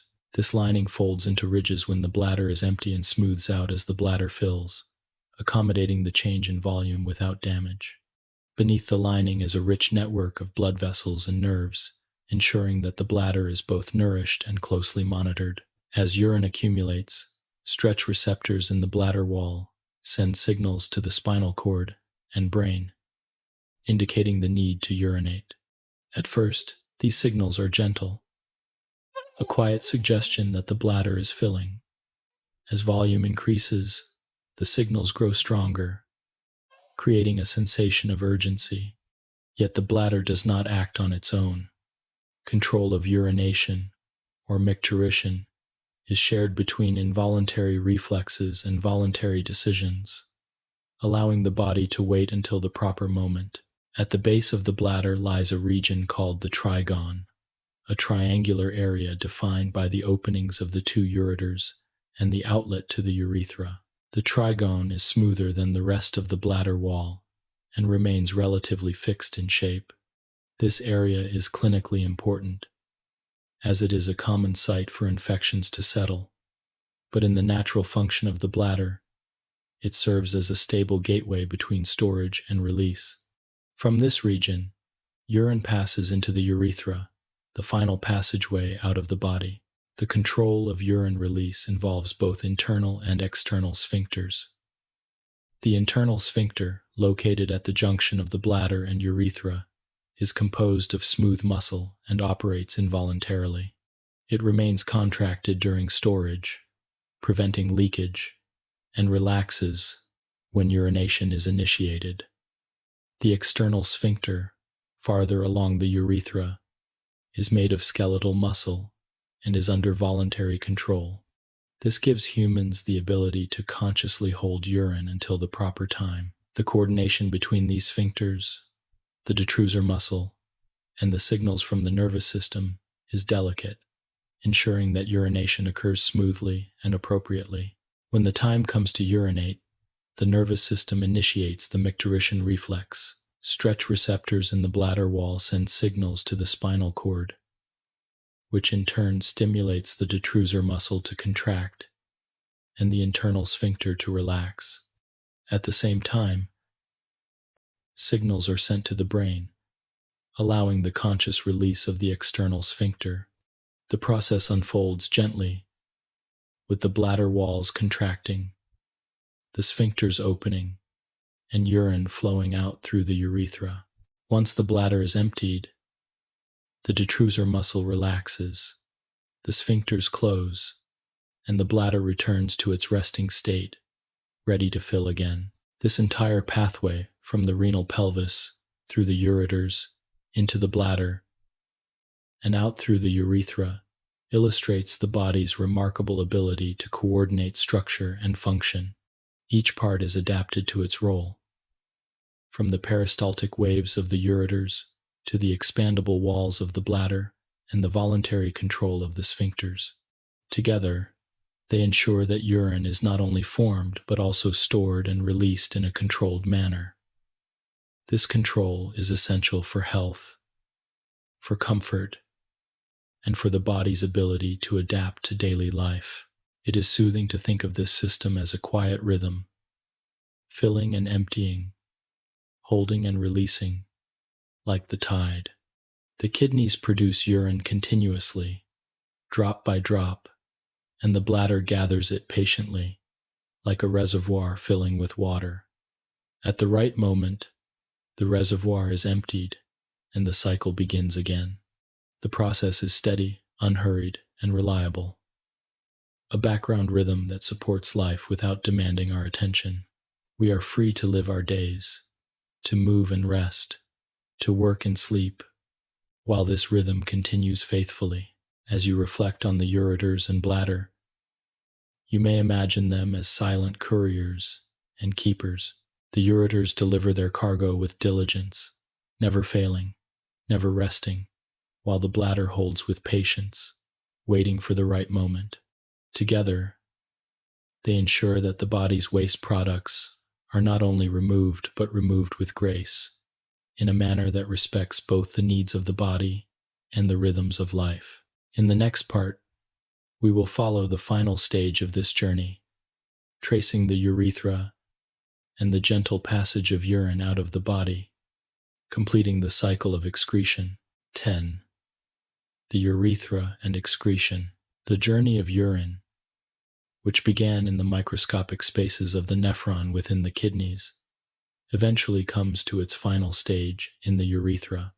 This slender tube may seem modest in comparison to the complex machinery of filtration and regulation that preceded it, yet it serves an essential role. Without the urethra, the careful work of the kidneys, ureters, and bladder could not find its completion. The urethra is the final passage, the exit pathway that allows the body to release what it no longer requires. In this way, it represents not only a physical structure but also the symbolic act of letting go, of completing a cycle of intake, use. The urethra begins at the base of the bladder, at the opening guarded by the internal sphincter. From this point, it extends outward, its length and course differing between men and women. In women, the urethra is short, usually around 4 centimeters long, running almost straight from the bladder to the external opening just above the vaginal entrance. In men, the urethra is much longer, averaging about 20 centimeters, and it follows a more complex course, passing first through the prostate gland, then through the muscles of the pelvic floor, and finally extending through the length of the penis to the external opening at the tip. Despite these differences, the urethra in both sexes serves the same essential purpose: to carry urine out of the body, guided by muscular control and supported by the coordinated efforts of the nervous system. The lining of the urethra is not uniform but changes as it progresses, adapting to the different functions and stresses it encounters. Near the bladder, the lining resembles that of the bladder itself, composed of transitional epithelium that can stretch as needed. Farther along, the lining shifts to columnar cells and finally to stratified squamous cells near the external opening, which are better suited to withstand contact with the outside world. Beneath the lining lies a layer of connective tissue and smooth muscle, providing both strength and flexibility. This layered structure ensures that the urethra can perform its role effectively, accommodating the flow of urine while protecting itself from injury or infection. The control of urination involves both involuntary and voluntary mechanisms, a delicate balance between reflex and conscious decision. At the junction of the bladder and urethra lies the internal urethral sphincter, composed of smooth muscle. This sphincter is not under conscious control but responds automatically to signals from the nervous system. Its role is to remain contracted during bladder filling, preventing leakage, and to relax when urination is initiated. Surrounding the urethra farther along is the external urethral sphincter, composed of skeletal muscle. Unlike its internal counterpart, this sphincter is under voluntary control, allowing humans the ability to consciously delay urination until the time and place are appropriate. Together, these sphincters provide both security and flexibility, ensuring that urine is released only when the body is ready. The act of urination, or micturition, is a coordinated event involving the bladder, urethra, sphincters, and nervous system. As the bladder fills, stretch receptors in its wall send signals to the spinal cord and brain.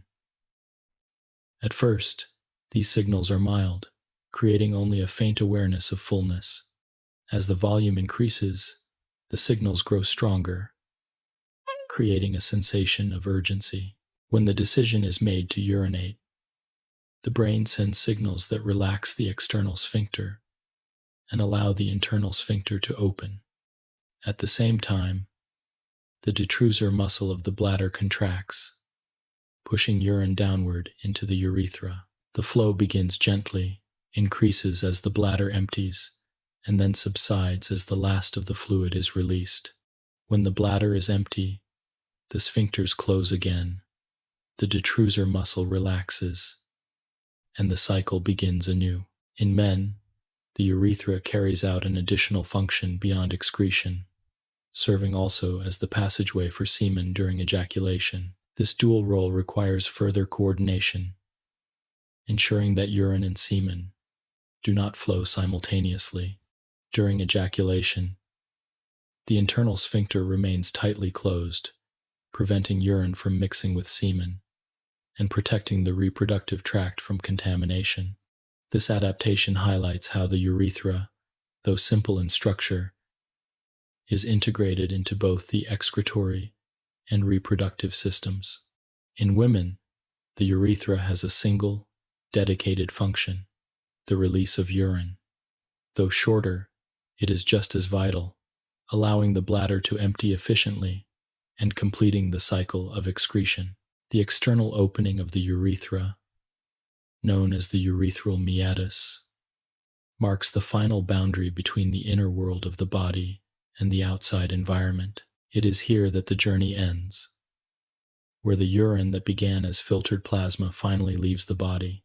The meatus is small and unobtrusive, yet it represents the final step in a process that began deep within the kidneys, a process that has already involved countless microscopic decisions and adjustments.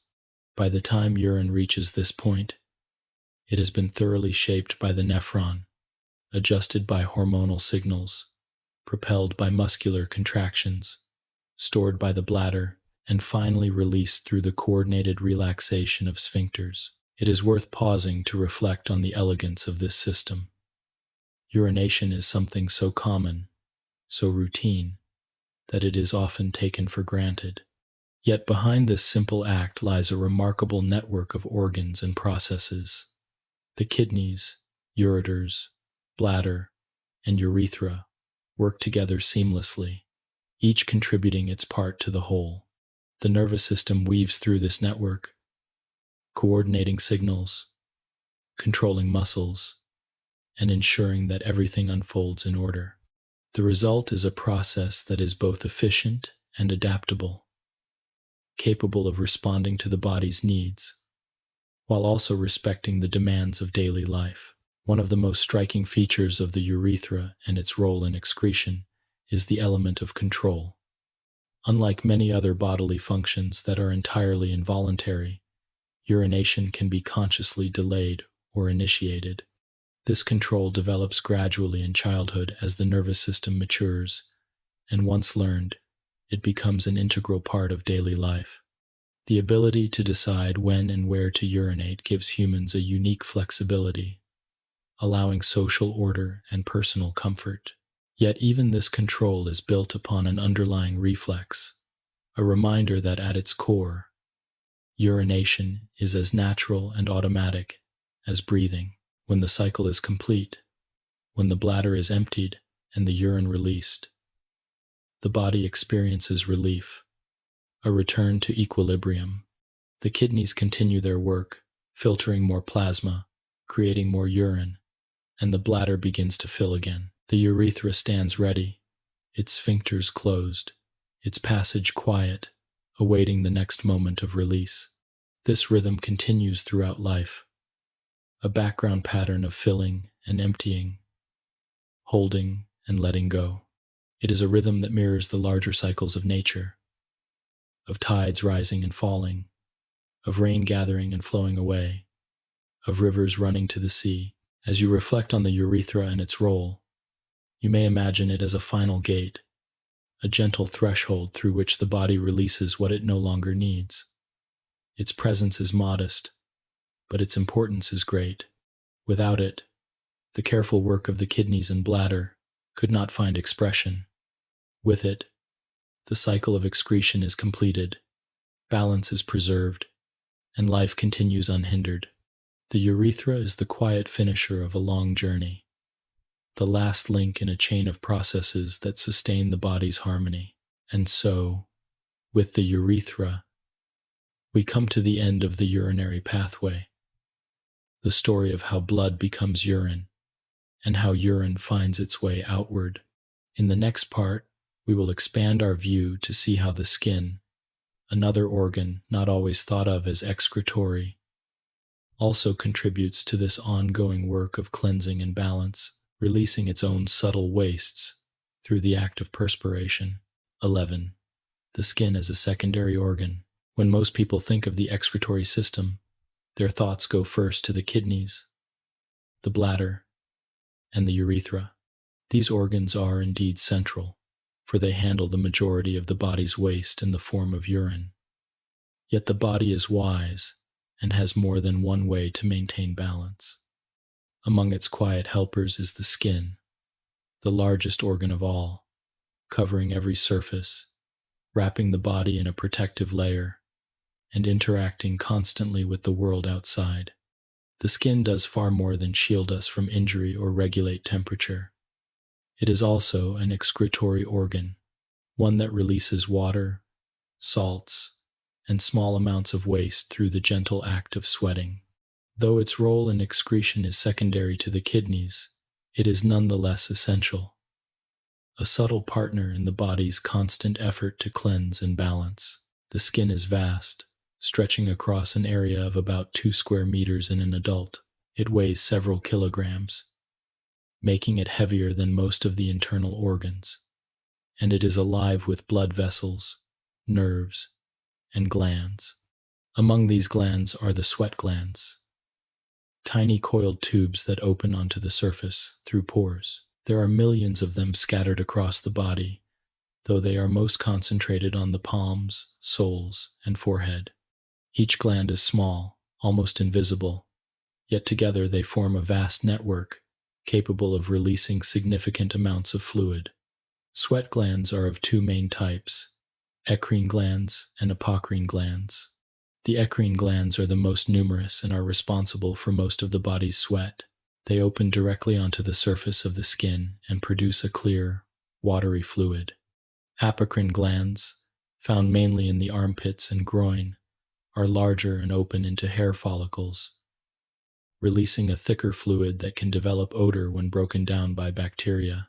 The fluid produced by eccrine sweat glands is composed mostly of water, but it also contains dissolved salts, particularly sodium and chloride, along with small amounts of urea, lactic acid, and other compounds. The release of this fluid serves two purposes. The first and most important is temperature regulation. As sweat evaporates from the skin, it removes heat, cooling the body and preventing overheating. The second purpose is excretion.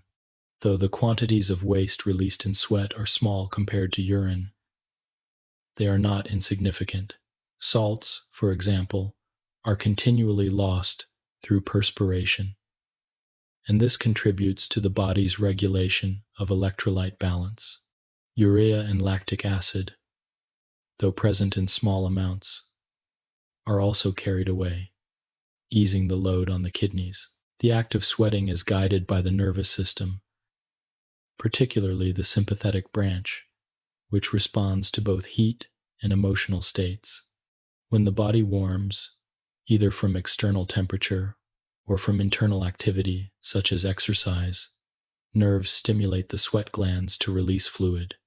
This response is automatic, a reflex that ensures the body's temperature remains within safe limits. Emotional sweating, which often affects the palms and soles, is a different response, linked to stress or anxiety. Both forms of sweating serve as reminders that the skin is not passive but active, responding to signals from within and without. It is calming to think of sweat as the body's breath through the skin, a quiet exhalation of water and salts.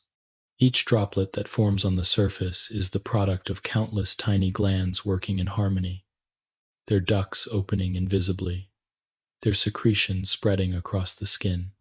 As the droplets evaporate, they cool the body and carry away not only heat, but also traces of waste.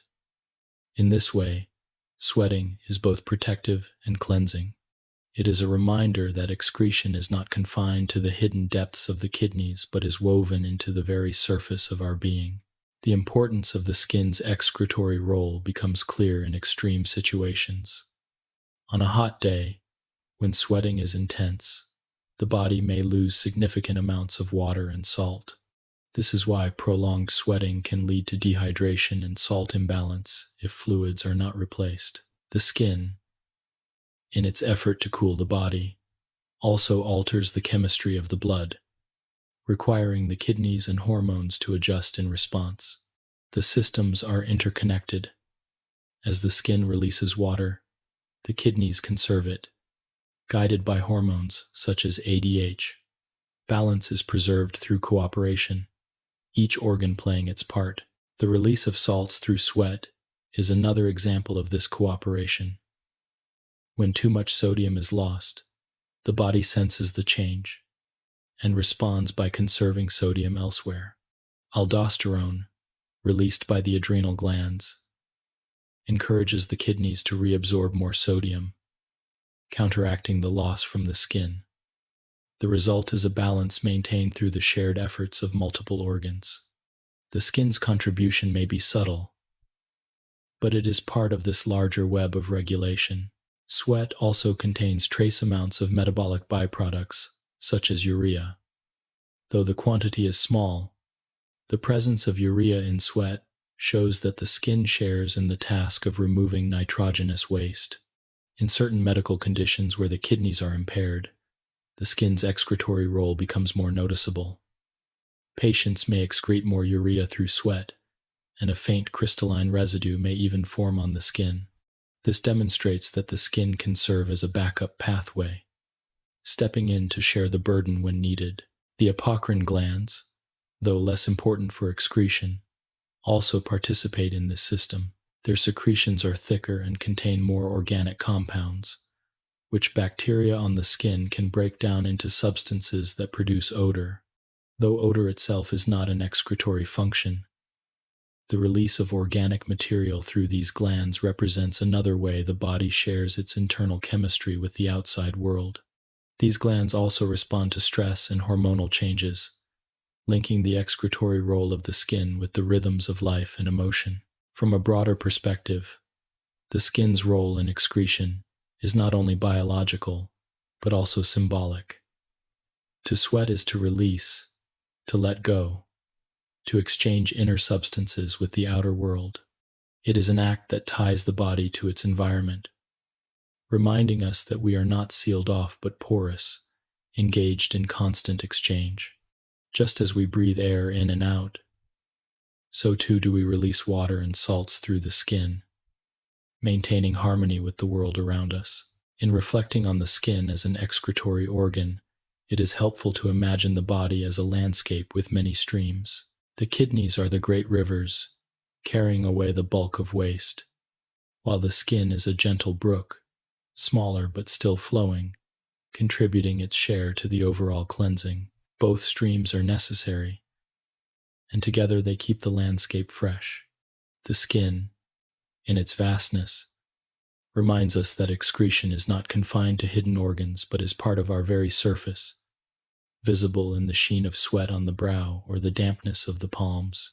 As you rest with this image, each bead of sweat is a message, a whisper of balance, a sign that the body is attending to itself. It is a process so natural that it requires no thought, no effort, and yet it sustains life as surely as the breath or the heartbeat. In the next part, we will move inward once more, turning to the lungs. While they are best known for their role in breathing, they are also vital participants in excretion, releasing carbon dioxide and water vapor with every breath. Their rhythm, steady and unbroken, represents another form of cleansing, another pathway by which the body maintains its harmony. 12. The lungs in excretion. When most people think of the lungs, they picture their role in breathing, the intake of oxygen and the release of carbon dioxide. The lungs are indeed our gateways to the atmosphere, the organs that allow us to take in the air that sustains every cell of the body. Yet this exchange is not only about oxygen.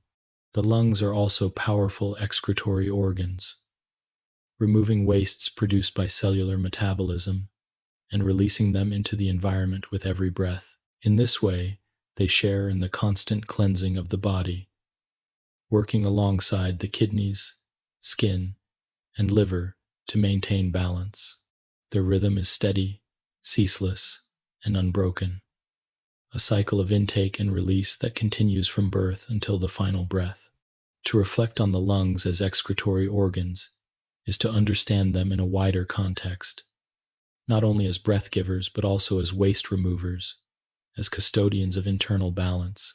The lungs are large, spongy organs located in the chest, protected by the ribs and separated from the abdomen by the diaphragm. Each lung is divided into lobes, the right with 3 and the left with 2, and they are filled with branching tubes that narrow into smaller bronchioles and finally into tiny air sacs called alveoli. It is in these alveoli that the true magic occurs. Each alveolus is surrounded by a fine network of capillaries, so thin-walled that gases can diffuse freely across them. Oxygen passes from the air into the blood, while carbon dioxide passes from the blood into the air. This exchange is as effortless as the meeting of two streams, a quiet flow of molecules across invisible boundaries. Carbon dioxide is one of the primary wastes removed by the lungs. It is produced continuously in every cell of the body during the process of cellular respiration. As glucose and other fuels are broken down to release energy, carbon dioxide is generated as a byproduct. This gas diffuses out of the cells into the bloodstream and is carried to the lungs. Some of it is dissolved directly in plasma, some is bound to hemoglobin, but most is carried as bicarbonate ions. When the blood reaches the lungs, this bicarbonate is converted back into carbon dioxide, which diffuses into the alveoli and is exhaled. With every outbreath, the body releases the carbon dioxide it no longer needs, preventing it from building up to harmful levels. The regulation of carbon dioxide is crucial, not only because it is a waste product, but also because it influences the acidity of the blood. The balance of hydrogen ions in the bloodstream, measured as pH, must be kept within a very narrow range for enzymes and cellular processes to function properly. Carbon dioxide plays a key role in this balance because it can combine with water to form carbonic acid, which then dissociates into hydrogen ions and bicarbonate. If carbon dioxide levels rise too high, the blood becomes more acidic. If they fall too low, the blood becomes more alkaline. By adjusting the rate and depth of breathing, the lungs help to regulate this balance, maintaining the body's pH in harmony. This is another dimension of their excretory role, not only removing waste, but also shaping the internal environment in which life can continue smoothly. The lungs also release water vapor, another form of excretion that is often overlooked. Every exhaled breath contains moisture, drawn from the lining of the airways and alveoli. On a cold day, this is visible as a mist leaving the mouth, a gentle cloud that disappears into the air.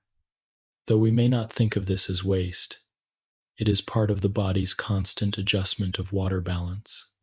The amount of water lost in this way is small compared to urine or sweat, but over the course of a day it adds up, contributing to the body's overall regulation of fluids. It is a reminder that excretion occurs not only through the kidneys and skin, but also through every breath we take. Breathing itself is guided by the respiratory centers in the brainstem, which respond primarily to levels of carbon dioxide in the blood. When carbon dioxide rises, the brain increases the rate and depth of breathing, ensuring that more is exhaled. When carbon dioxide falls, breathing slows, conserving the body's balance. This control is automatic, continuing even when we are unaware of it, even in the deepest sleep. Yet we also have some voluntary control, able to hold our breath or alter our breathing pattern for a time. This combination of automatic regulation and conscious influence makes breathing unique, a rhythm that is both reflexive and flexible. To think of the lungs as excretory organs is to see them not only as gateways for oxygen, but also as pathways for release. With every breath out, we let go of carbon dioxide, the invisible marker of cellular work. With every sigh, we release water vapor, carried gently into the air. The lungs are in constant dialogue with the environment, exchanging molecules with the world outside, maintaining balance within by sharing with what is beyond.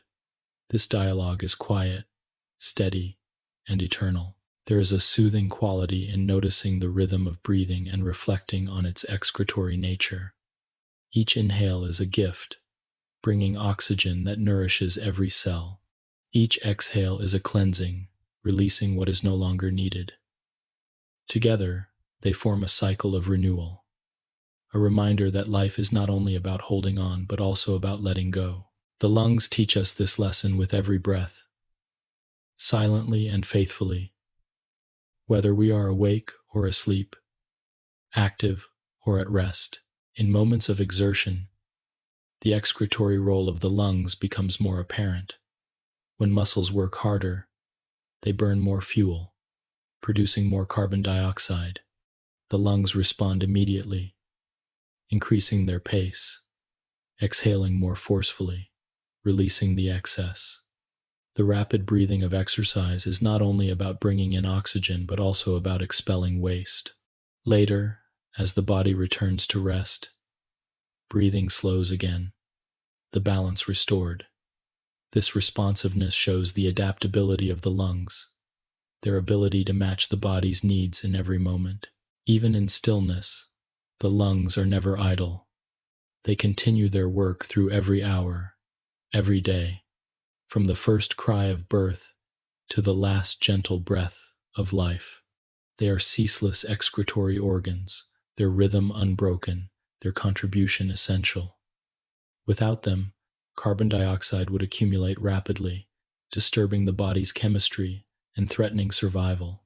With them, balance is maintained, and life flows smoothly. As you rest with this thought, you might imagine your lungs as twin bellows, rising and falling, drawing in freshness and releasing what is spent.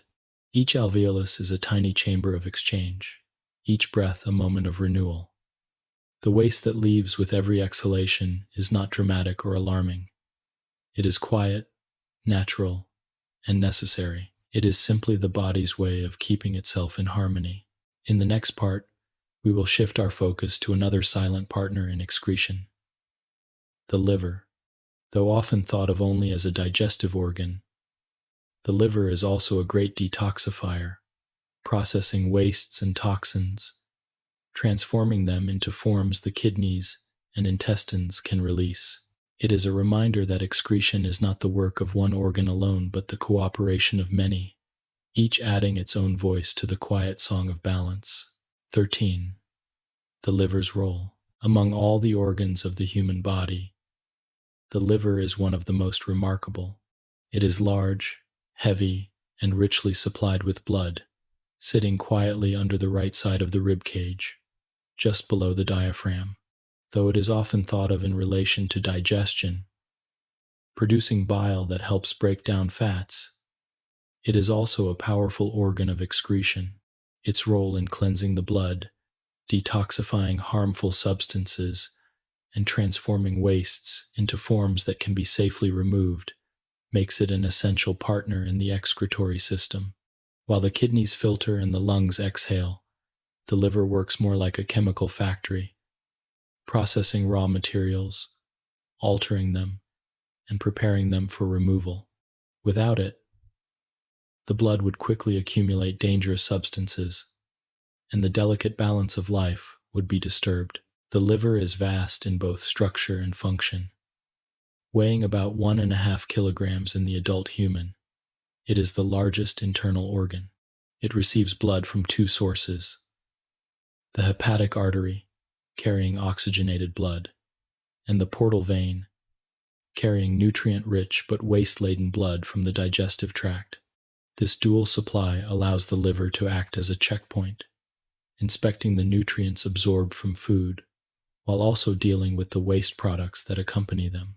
Every molecule that passes from the intestines into the bloodstream flows first through the liver, ensuring that what enters the general circulation is balanced and safe. One of the most important tasks of the liver in excretion is the detoxification of nitrogenous waste. When proteins are broken down in the body, they produce amino groups, which can be converted into ammonia. Ammonia is highly toxic to cells, even at low concentrations, and cannot be allowed to accumulate in the blood. The liver solves this problem through a process known as the urea cycle. Within the cells of the liver, ammonia is combined with carbon dioxide to form urea, a less toxic compound that is easily soluble in water.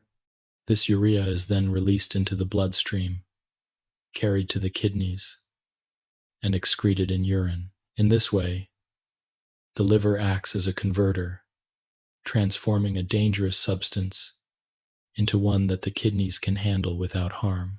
The liver also plays a role in the breakdown of old red blood cells. As these cells age and wear out, they are taken apart in the spleen and liver. Hemoglobin, the pigment that carries oxygen in red blood cells, is broken down into its components. The iron is recycled for use in new cells, but the heme portion is converted into bilirubin, a yellowish pigment. The liver processes bilirubin and secretes it into bile, which travels into the intestines. Some of this pigment leaves the body in feces, giving them their characteristic color, while a small amount is excreted in urine, adding to its yellow tint.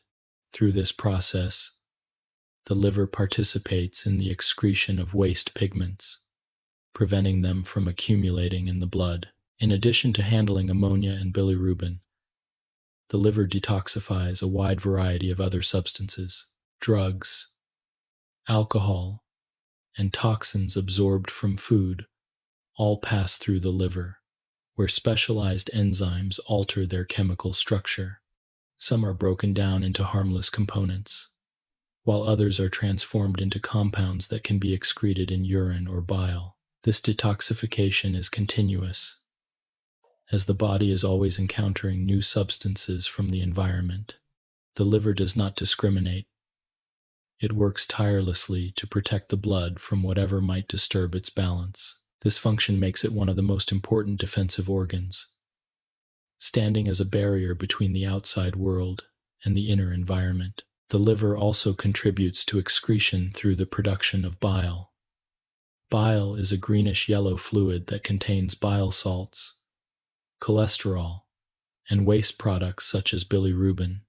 While its primary function is to aid in digestion by emulsifying fats, it also serves as a vehicle for excretion.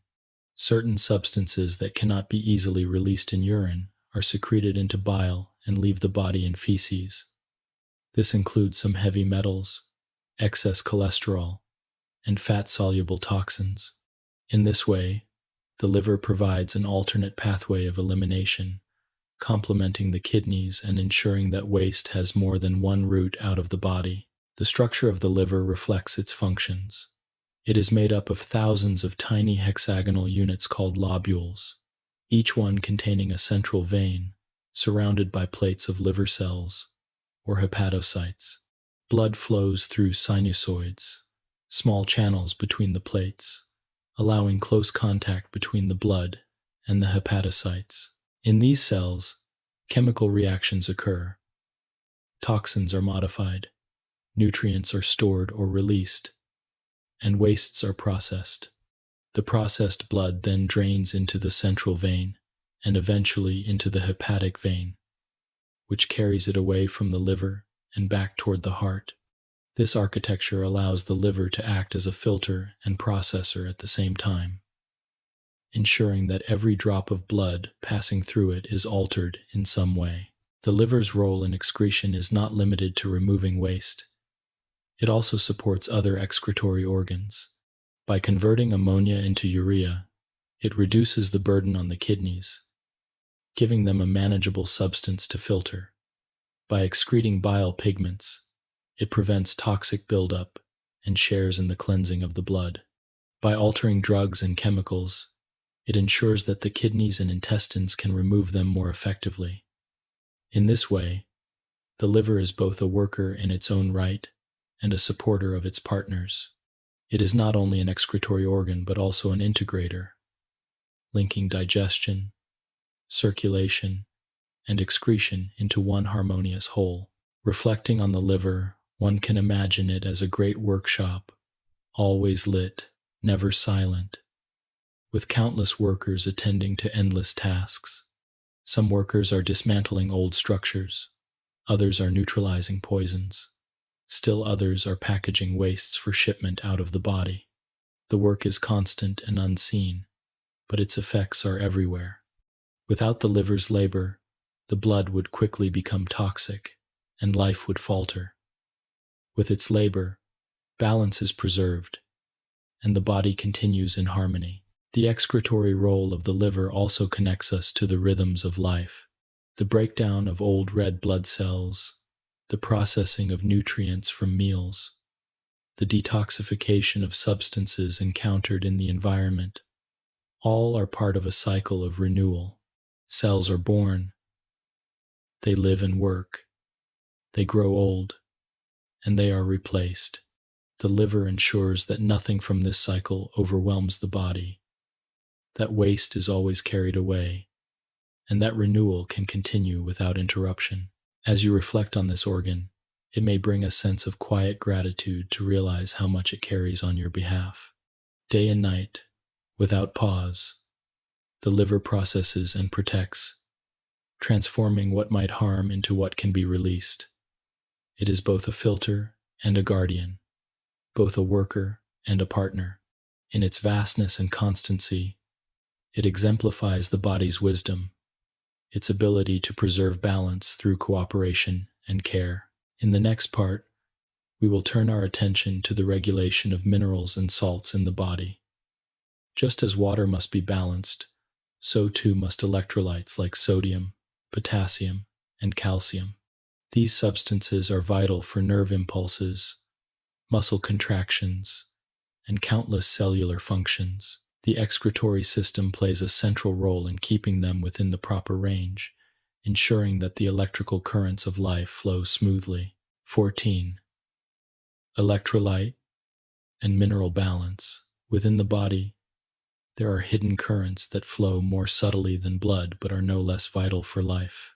These are the currents of ions, charged particles that move across membranes, creating tiny sparks of electricity and guiding countless processes in every cell.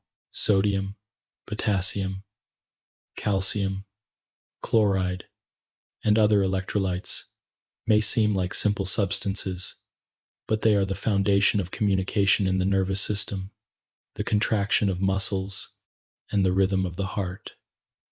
They are as essential as oxygen or water, yet unlike those, they must be maintained in extraordinarily precise concentrations.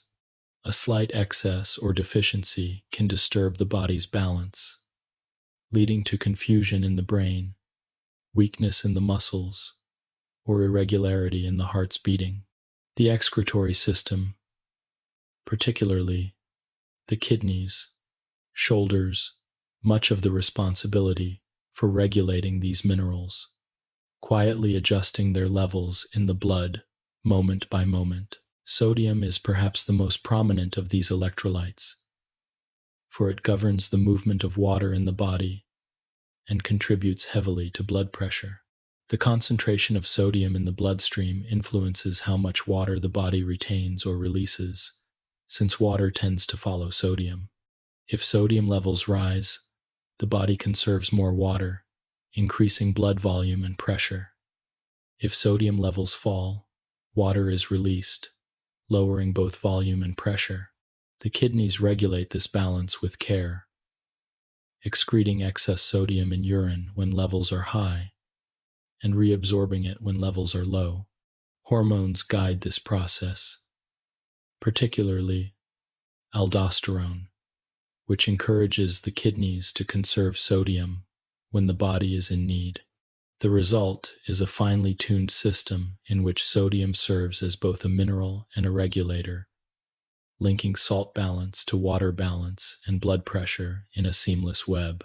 Potassium, another key electrolyte, plays a different but equally critical role. It is the primary positive ion inside cells, and it is essential for generating the electrical signals that allow nerves to fire and muscles to contract. A change in potassium concentration, even a small one, can have profound effects.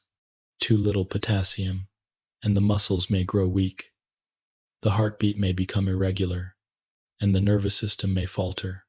Too much, and the heart may contract chaotically, posing grave danger. The kidneys regulate potassium by secreting it into the urine when it is abundant and conserving it when it is scarce. Aldosterone also influences potassium, encouraging its excretion in exchange for sodium reabsorption. This constant balancing act ensures that potassium levels remain within the narrow window required for life's electrical rhythms to proceed smoothly. Calcium is another mineral whose regulation depends on the excretory system, though it also involves the digestive and skeletal systems. Calcium is best known for its role in building bones and teeth, but within the fluid of the body it is vital for muscle contraction, blood clotting, and the transmission of nerve impulses. The kidneys help regulate calcium by adjusting how much is reabsorbed from the filtrate. Parathyroid hormone, released from small glands in the neck, influences this process, encouraging the kidneys to conserve calcium when levels in the blood fall too low. In cooperation with vitamin D, this ensures that calcium remains available for critical tasks, while excess is excreted safely. Thus, the kidneys are not only filters of waste, but also guardians of the mineral foundations of the body. Chloride, often paired with sodium as sodium chloride, is another important ion. It helps maintain the acid-base balance of the blood, contributes to fluid balance, and participates in the generation of electrical impulses. Like sodium, its levels are carefully adjusted by the kidneys, which excrete or conserve chloride as needed. Bicarbonate, another ion, also plays a central role in regulating pH, buffering the blood against swings toward acidity or alkalinity.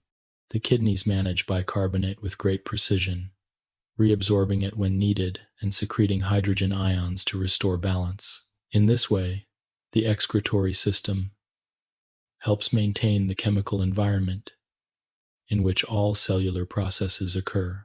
Magnesium and phosphate are two additional minerals that, while less discussed, are also essential. Magnesium supports enzyme function, stabilizes DNA, and assists in muscle and nerve function. Phosphate is a critical component of energy molecules like ATP, as well as of bones and cell membranes. Both are regulated in part by the kidneys, which adjust their excretion according to the body's needs. These minerals remind us that balance is not only about the obvious or the abundant, but also about the subtle and the hidden. The excretory system attends to them all, ensuring that no aspect of the body's chemistry strays too far from its proper range. To understand the importance of electrolyte regulation, it helps to imagine the body as a finely tuned orchestra. Each ion is like a musician, contributing its own sound to the symphony of life. Sodium sets the tempo for fluid balance. Potassium provides the rhythm for nerve and muscle function. Calcium adds strength and structure. Chloride ensures harmony and acidity, and magnesium and phosphate support the underlying themes. The kidneys are the conductors, listening carefully and adjusting the musicians as needed. If one plays too loudly, it is quieted. If another falls silent, it is encouraged. The result is harmony, a music of balance that continues every moment of life. This balance is not rigid but dynamic, shifting according to circumstances. During exercise, potassium may be released from muscles, and the kidneys respond by adjusting its excretion. After a salty meal, sodium levels may rise, prompting water retention and later increased sodium excretion. In times of fasting, calcium and phosphate may be mobilized from bones, and the kidneys adjust to preserve balance. Each of these changes is met with flexibility, guided by hormones and carried out by the silent work of the nephrons. The adjustments are not noticed by our conscious minds, yet they preserve the very conditions in which consciousness can exist. There is comfort in knowing that this delicate regulation is unceasing. While you sleep, the kidneys are adjusting sodium and potassium, reabsorbing bicarbonate, conserving calcium, and releasing what is no longer needed. They respond not only to the chemistry of the blood, but also to signals from the heart, the adrenal glands, the parathyroid glands, and the brain. It is a network of communication, a quiet conversation of hormones and ions, ensuring that every system of the body can function in balance. To reflect on electrolyte and mineral balance is to reflect on the constancy of life itself. We often notice the grand rhythms, the beating of the heart, the rise and fall of breath, but beneath them are subtler rhythms. The flows of ions across membranes, the adjustments of minerals in the bloodstream. These rhythms are no less vital, and the excretory system is their guardian. It does not allow the music to falter. It listens, adjusts, and ensures that harmony is preserved. As you think of this, you may imagine the blood as a calm sea, its waves carrying not only water but also countless ions, each one necessary, each one in its proper place. The kidneys, like gentle stewards, watch over this sea, guiding its composition, preventing the tides from growing too high or too low. The sea remains steady, and because of this, the ship of life can sail smoothly. In the next part, we will move from the minerals themselves to the specific waste products of metabolism, looking at substances such as urea, uric acid, creatinine, and bile pigments. Each has its own story, its own pathway from creation to excretion, and together they illustrate how the body handles the inevitable byproducts of its own activity. 15. The chemistry of waste products. Every moment of life produces byproducts. Each cell, as it breathes, grows, repairs itself, or generates energy, leaves behind small fragments of molecules, the remnants of chemical processes that have completed their purpose. These byproducts are not flaws in the system but natural results of living chemistry. They must, however, be removed, for in excess they can disturb balance and cause harm. The excretory system is the body's means of managing these substances, carrying them gently away and ensuring that the inner environment remains stable. To understand this process, it is helpful to look closely at some of the most common waste products: urea, uric acid, creatinine, and bile pigments. Each of these substances has its own origin, its own pathway, and its own story within the larger cycle of life. Urea is perhaps the most familiar of these waste products, for it is the main nitrogenous substance excreted in urine. It arises from the breakdown of proteins, which are constantly being turned over in the body. Proteins are chains of amino acids, and when these amino acids are broken down, their nitrogen groups are released in the form of ammonia. Ammonia is highly toxic, and even small amounts can disrupt cellular function. To handle this, the liver converts ammonia into urea through a process called the urea cycle. Urea is far less toxic, easily dissolved in water, and can be transported safely in the blood to the kidneys. There, it is filtered out and excreted in urine. The production of urea is not wasteful but essential, a way of allowing the body to use proteins for energy and repair, while avoiding the dangerous accumulation of ammonia. Every time you exhale gently or rest quietly, the liver is at work, transforming ammonia into urea, and the kidneys are filtering it out, maintaining the body's equilibrium. Uric acid is another nitrogenous waste, arising not from proteins, but from the breakdown of nucleic acids, the building blocks of DNA and RNA. As cells divide, die, and renew themselves, nucleic acids are constantly being synthesized and broken down. The purines, which are part of these molecules, are metabolized into uric acid. In humans, uric acid is only slightly soluble in water, and so its levels must be carefully controlled. Most of it is excreted by the kidneys, while a small amount leaves the body through the intestines. If too much uric acid accumulates, it can crystallize, forming sharp deposits in joints and tissues, a condition known as gout.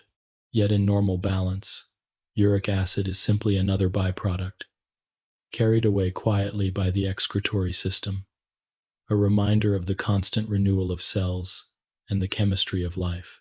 Creatinine is a waste product that reflects the activity of muscles. Within muscle cells, energy is stored in a molecule called creatine phosphate, which provides a rapid source of energy during contraction. As creatine phosphate breaks down, creatinine is produced as a byproduct. Unlike urea and uric acid, creatinine is produced at a fairly constant rate, depending largely on muscle mass rather than diet or activity. Because of this, creatinine levels in the blood are often used as a measure of kidney function. Healthy kidneys filter creatinine efficiently, maintaining steady levels in the blood. If the kidneys are impaired, creatinine accumulates, providing a sign of reduced function. Yet beyond its clinical use, creatinine is simply another natural waste, a product of movement and energy use, carried quietly out of the body each day in urine. Bile pigments represent another form of waste, originating from the breakdown of hemoglobin, the pigment that carries oxygen in red blood cells. Red blood cells live for about 120 days before being broken down in the spleen and liver. Hemoglobin is dismantled, and its heme portion is converted into bilirubin, a yellow pigment. The liver processes bilirubin and secretes it into bile, which travels to the intestines. Some of it is excreted in feces, giving them their brown color, while a small amount re-enters the blood and is excreted in urine, adding to its yellow tint. Bilirubin is not harmful when processed properly, but if it accumulates due to liver dysfunction or blocked bile ducts, it can lead to jaundice, a yellowing of the skin and eyes. In ordinary balance, however, bilirubin and other bile pigments are simply another part of the cycle of renewal, ensuring that old red blood cells give way to new ones, and that their components are recycled or released. Each of these waste products, urea, uric acid, creatinine, and bile pigments, illustrates the principle that excretion is not about discarding useless material, but about managing the natural outcomes of life's processes. Proteins are broken down, nucleic acids are renewed, muscles contract, red blood cells age, and from each of these activities come byproducts. The excretory system ensures that these byproducts do not overwhelm the body, that they are carried away gently and steadily. The process is constant, occurring in every moment, without pause or interruption. It is worth noticing how interconnected these processes are. The liver transforms ammonia into urea. The kidneys filter urea and creatinine. The intestines and kidneys share the work of excreting uric acid, and the liver and intestines handle bile pigments. No single organ carries the entire burden. Each plays its part. This cooperation reflects the larger principle of the body's design, that no system works alone, but all are interwoven, supporting and balancing one another. The chemistry of these waste products also reminds us of the cycles of life. Proteins are broken down and rebuilt. Nucleic acids are copied and replaced. Muscles use and restore energy. Red blood cells are born and die. In each cycle, there is creation, use, and release. Waste is not an error but a natural stage in the cycle, a step that allows renewal to continue. Excretion is the body's way of completing these cycles, of closing the loop, of making room for what is new. As you think of these substances, you might imagine them as quiet travelers, moving through the blood, carried to the organs that will guide them outward. Urea flows steadily from the liver to the kidneys. Uric acid drifts toward the urine and intestines. Creatinine makes its way from muscle to nephron. Bilirubin travels with bile to the intestines. Each follows its path. Each is released in time, and the body remains clear and balanced. There is no rush, no struggle, only the steady rhythm of release. This chemistry, though invisible, sustains the clarity of the body. Without it, waste would accumulate, balance would falter, and life would be disturbed. With it, the body remains fresh, renewed, and steady. The excretory system is the silent manager of this chemistry, always active, always attentive, always ensuring that the byproducts of life do not become its burdens. In the next part, we will step back and see how the excretory system is not only about individual wastes, but about the larger principle of homeostasis. We will explore how the kidneys, lungs, skin, and liver together keep the internal environment steady, ensuring that every cell has the conditions it needs to thrive. 16. The excretory system and homeostasis. When we think of the word homeostasis, we think of balance, of steadiness, of the body's ability to keep its inner environment calm and constant, despite the many changes of the world outside. It is a concept that is both scientific and poetic. Life is not possible without change. The body eats, moves, burns fuel, and transforms energy. And with all of this activity comes heat, waste, and fluctuations. Yet at the same time, life is not possible without stability. For cells require very narrow ranges of temperature, pH, and concentration in order to function. The excretory system is one of the body's great guardians of homeostasis. It is not simply a system of removal, but a system of regulation, constantly shaping the composition of the blood and the tissues so that every cell can live in the right conditions. Homeostasis depends on maintaining several key balances: water balance, electrolyte balance, pH balance, and the balance of nutrients and wastes. Each of these is delicate, requiring adjustments that are both precise and flexible. The excretory system contributes to all of these balances, working through the kidneys, the lungs, the skin, and the liver. Each organ does its part, and together, they weave a network of regulation that keeps the inner world steady while the outer world shifts. The beauty of this system is that it is continuous, never ceasing, and yet it is also gentle, adjusting quietly in the background of life without our awareness. Consider first the balance of water. As we have already seen, the kidneys adjust water levels in the blood through reabsorption and excretion. Hormones like ADH fine-tune this balance, ensuring that the body neither loses too much water nor retains too much. This balance is vital, for water is the medium in which all cellular chemistry occurs. Too little water and cells shrink. Their process is slowed or halted.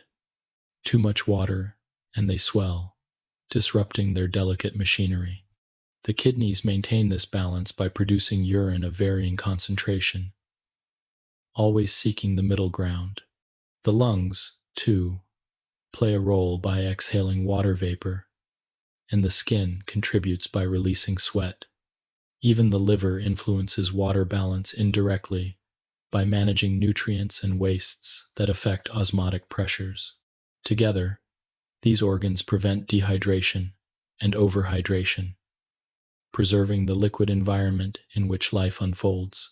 Electrolyte balance is equally important for homeostasis. Sodium, potassium, calcium, and chloride ions carry charges that allow nerves to transmit signals and muscles to contract. The concentration of these ions must be carefully maintained, and the kidneys are the main regulators. Through selective reabsorption and secretion, guided by hormones like aldosterone, the kidneys keep sodium and potassium within their proper ranges.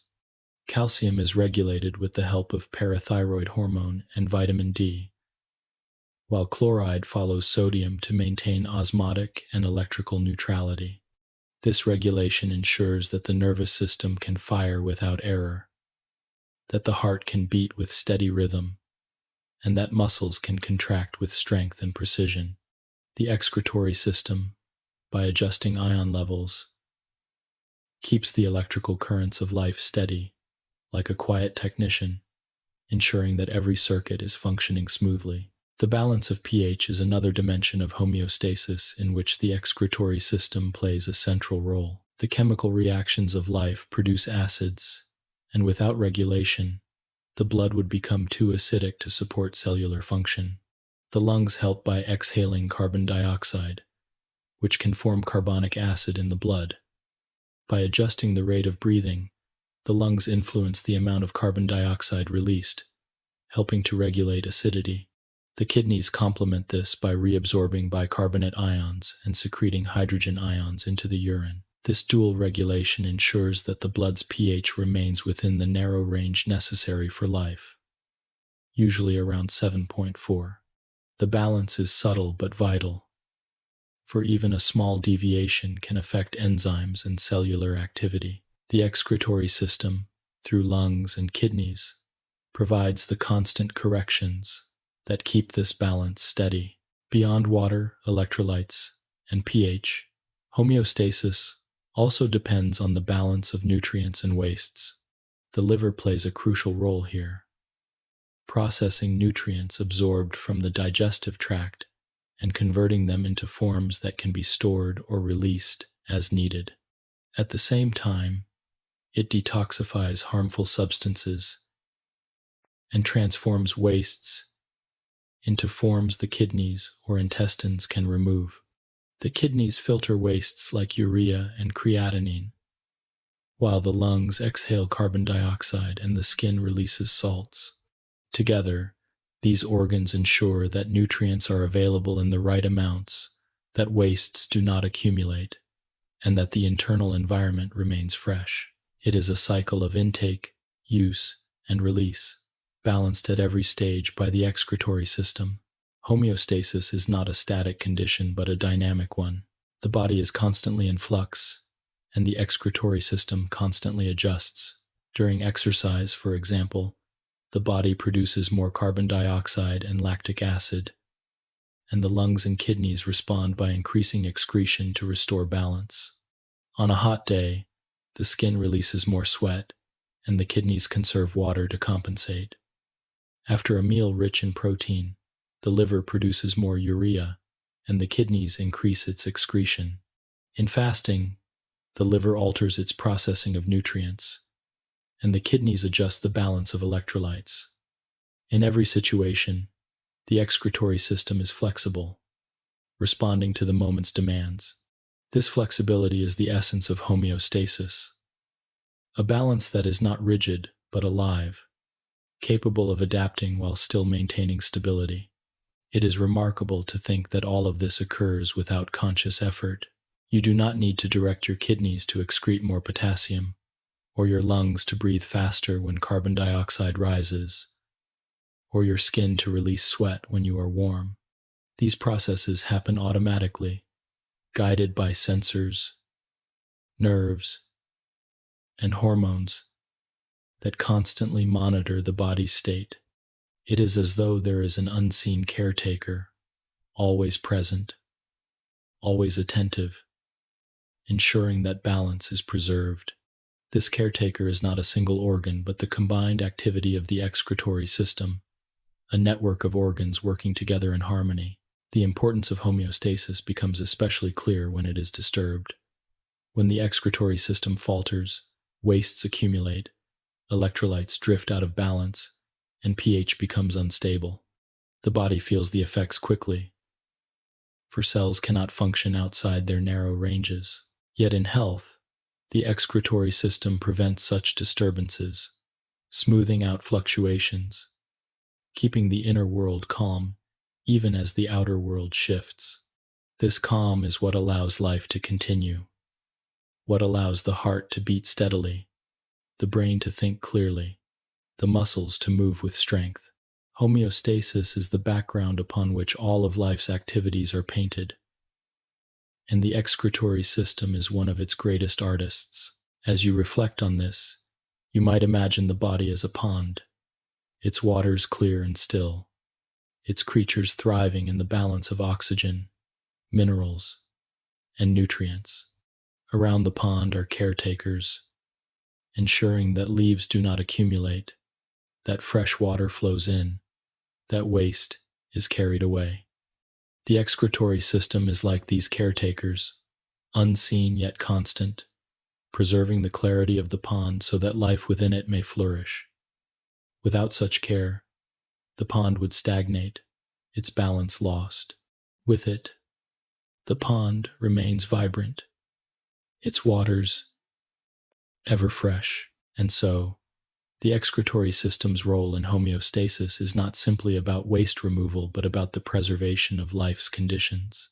It is about water, salts, acids, nutrients, and wastes, all kept in balance through the work of kidneys, lungs, skin, and liver. It is about constancy in the midst of change, stability in the midst of activity.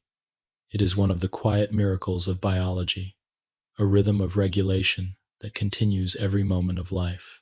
In the next part, we will broaden our perspective beyond humans, looking at how other species manage excretion, from fish in water to reptiles in deserts to birds in the sky.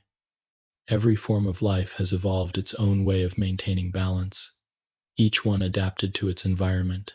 These variations reveal the universality of excretion and the creativity of evolution in shaping it. 17. Comparative excretion across species. The need to excrete is not unique to humans. It is a universal requirement of life, shared by all creatures great and small.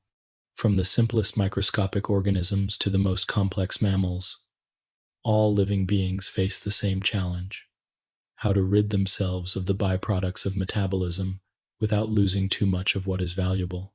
Different environments pose different challenges, and over countless generations, life has evolved a variety of strategies for solving them. To look at excretion across species is to see the creativity of nature, adapting one fundamental process to the diversity of habitats and ways of living. Let us begin with the simplest organisms, the single-celled beings such as bacteria and protozoa. For them, excretion is direct and uncomplicated. Waste diffuse across the cell membrane into the surrounding water. Because these creatures are small, the distance for diffusion is short, and the volume of waste is limited. Their environment often surrounds them with abundant water, so diffusion is sufficient to carry away what is no longer needed. In this way, even the simplest life shares the principle of excretion, though carried out in its most basic form. In aquatic animals, such as fish, the environment provides both opportunities and challenges.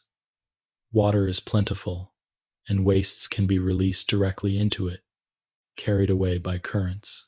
Most fish excrete nitrogenous waste in the form of ammonia, which is highly soluble in water but toxic if it accumulates. Because water flows freely across their gills, fish can afford to release ammonia directly, allowing it to diffuse away quickly. This strategy is efficient, requiring little energy, but it is possible only in aquatic environments where water is abundant. For these animals, the gills serve not only as organs of respiration, but also as excretory surfaces, balancing gases and wastes at the same time. Amphibians, such as frogs, straddle the worlds of water and land. Their excretory strategies reflect this duality. When in water, they can excrete ammonia directly through their skin and kidneys, much like fish. But when on land, where water is less available, they shift to excreting urea, which is less toxic and requires less water for elimination. This flexibility allows them to survive in both environments, adjusting their excretion to the circumstances. Their skin, moist and permeable, also plays a role, releasing wastes and gases directly. Amphibians remind us that excretion is not fixed but adaptable, changing with the needs of the organism. Reptiles, in contrast, are fully adapted to land, often living in hot, dry environments where water is scarce. For them, conserving water is essential. To meet this challenge, most reptiles excrete nitrogenous waste as uric acid, a compound that is much less soluble than ammonia or urea. Uric acid leaves the body as a paste or solid, conserving nearly all of the water. This strategy is highly efficient in dry conditions, allowing reptiles to survive with minimal water loss. Birds share this strategy, excreting uric acid in the white paste that is familiar in their droppings. The production of uric acid requires more energy than the production of urea, but the savings in water are worth the cost. For creatures that must fly or live in deserts, this adaptation is essential. Mammals, including humans, have developed yet another balance. They excrete nitrogen primarily as urea, which is less toxic than ammonia but more soluble than uric acid. Urea requires water for elimination, but mammals conserve water through the specialized structures of their kidneys, particularly the loops of Henle. These loops create a concentration gradient in the kidney medulla, allowing urine to be concentrated when water is scarce. This adaptation gives mammals flexibility. They can excrete waste efficiently while conserving water when necessary. Different mammals have different capacities for concentrating urine, reflecting their environments. Desert mammals such as kangaroo rats can produce urine many times more concentrated than their blood, conserving every drop of water. Humans, living in varied environments, fall in the middle, capable of adjusting, but not as extreme as desert specialists. Birds, as mentioned, excrete uric acid, and this adaptation is especially important for flight. Carrying water would add weight, but excreting uric acid as a paste conserves water and reduces weight. This efficiency is also valuable for egg-laying species, because uric acid can be stored safely within the egg without poisoning the developing embryo. In this way, excretion is tied not only to survival in the environment, but also to reproduction and development. The strategy of excreting uric acid is therefore part of the success of birds and reptiles, shaping their ability to live in dry places and to reproduce on land. Invertebrates show further diversity. Many insects, for example, also excrete uric acid, an adaptation to their small size and often dry habitats. They use structures called Malpighian tubules, which extend into the body cavity and collect wastes from the blood-like fluid called hemolymph. These wastes are combined with digestive residues and released together, conserving water in the process. Other invertebrates, such as earthworms, excrete urea and ammonia through structures called nephridia, which are simple tubular organs that filter waste from body fluids. These variations show that while the details may differ, the principle is the same. Waste must be removed, and water must be conserved or released, depending on the environment. Looking across these species, one sees a pattern. Excretion is shaped by environment. Aquatic animals, surrounded by water, excrete ammonia. Amphibians, living between water and land, shift between ammonia and urea. Reptiles and birds, in dry environments, excrete uric acid. Mammals, balancing flexibility, excrete urea but conserve water through advanced kidneys. Insects and other invertebrates develop their own variations, each suited to their habitats. The principle of excretion is universal, but the method is diverse, adapted to the needs of each life form. It is humbling to realize that this diversity all serves the same purpose: maintaining balance within. Whether through ammonia, urea, or uric acid, whether through gills, nephrons, tubules, or skin, the goal is always the same: to release what is no longer useful, to preserve what is essential, to keep the inner world steady. Excretion is one of the great unifiers of life, a process that links all creatures through the common need for balance. As you reflect on this, you may imagine the variety of landscapes on Earth: oceans, rivers, forests, deserts, skies, and within each, creatures going about the quiet act of excretion. Fish releasing ammonia into the water, frogs adjusting between water and land, lizards conserving every drop in the desert sun, birds leaving their white traces on the branch, mammals producing urine of varying concentration. Each creature follows its own path, yet all share the same rhythm: intake, use, and release. It is a rhythm as old as life itself. woven into the fabric of every being. In the next part, we will return to the human perspective, considering how the excretory system changes over the course of life. From infancy to old age, the organs of excretion grow, mature, and adapt, reflecting the different stages of human development. 18. Evolutionary significance. The story of the excretory system is not just one of physiology. It is also one of history, reaching back through the millions of years of life on Earth. To understand why our bodies function as they do today, we must look at the path by which they came to be. Excretion is as old as life itself, for from the very first cells, there was always the need to separate the useful from the harmful, to retain what nourishes, and to release what poisons. Over time, as life spread into new environments and grew more complex, the ways of excretion adapted and diversified. The forms we see today in humans, in fish, in birds, in reptiles, in insects, are the results of countless generations of evolution, each shaped by the pressures of survival and the possibilities of adaptation. In the beginning, life arose in the oceans, and the earliest cells were surrounded by water. For these primitive organisms, excretion was simple. Their membranes allowed wastes to diffuse outward into the surrounding medium, while useful substances were retained.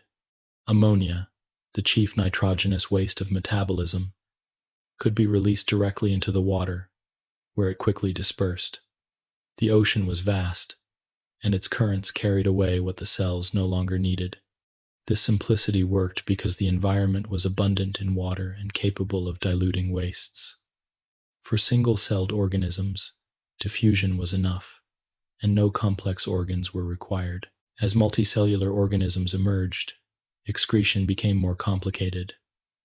In larger bodies, wastes could not simply diffuse out from every cell, for some cells were far from the surface. These organisms needed specialized structures to collect wastes and carry them to the outside.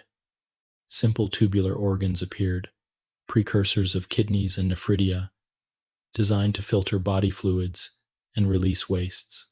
In worms and early invertebrates, we see these simple excretory structures, guiding fluids through channels, removing what was harmful, and conserving what was useful. It was the beginning of the specialization that would lead to the complex systems we see in vertebrates. Fish represent one of the great steps in the evolutionary story of excretion. Living in water, they retained the ability to release ammonia directly, but they also developed gills that could handle gases and nitrogenous wastes together. The gills became not only organs of respiration, but also organs of excretion, releasing carbon dioxide and ammonia into the water. Their kidneys were simple compared to those of land animals, but they were sufficient for balancing salts and water in an aquatic environment. The strategies of fish remind us that excretion is always adapted to place. In water, ammonia is acceptable because it can be diluted and carried away. The transition to land brought new challenges. Amphibians, moving between water and land, could not always afford to release ammonia directly. On land, ammonia would accumulate to toxic levels if not diluted, so amphibians evolved the ability to convert ammonia into urea. Urea requires more energy to produce but is far less toxic and can be concentrated in urine. Conserving water, this was a critical adaptation, allowing amphibians to survive in drier conditions while still returning to water for reproduction. The shift from ammonia to urea was one of the pivotal changes in the history of excretion, opening the way for life to spread beyond the waters. Reptiles and birds took this adaptation further. Many of them inhabit arid environments where water is precious. For them, even urea posed a problem, as it still required water for elimination. Evolution answered with uric acid, a compound that is almost insoluble and can be excreted as a paste or solid. Uric acid is energetically costly to produce, but it conserves water almost completely. This adaptation was not only about survival in deserts, but also about reproduction. For egg-laying animals, uric acid could be stored safely in the egg without harming the embryo, whereas ammonia or urea would have been lethal. Thus, uric acid excretion helped reptiles and birds succeed on land, thrive in dry climates, and reproduce without returning to water. Mammals, including humans, represent another balance. Our bodies excrete nitrogen mainly as urea, like amphibians, but with far more advanced kidneys. The loops of Henle within our nephrons create the ability to concentrate urine, conserving water while still eliminating urea effectively. This adaptation allows mammals to live in a wide range of environments, from rainforests to deserts. Desert mammals such as kangaroo rats have extraordinarily long loops of Henle, enabling them to produce urine that is many times more concentrated than their blood. They can live without drinking free water, obtaining moisture only from their food. In contrast, animals in wetter environments produce less concentrated urine, but the mechanism remains the same: urea excretion paired with water conservation. Humans fall somewhere in the middle, capable of adjusting urine concentration to conditions, but not as specialized as desert dwellers. Looking at the evolutionary arc, we see a pattern: ammonia in aquatic creatures, urea in amphibians and mammals, uric acid in reptiles, birds, and many insects. Each step reflects the challenges of the environment. Water-rich surroundings allowed the simplest, most direct form of excretion. Land required safer and more concentrated forms. Dry habitats demanded the most efficient water-saving strategies.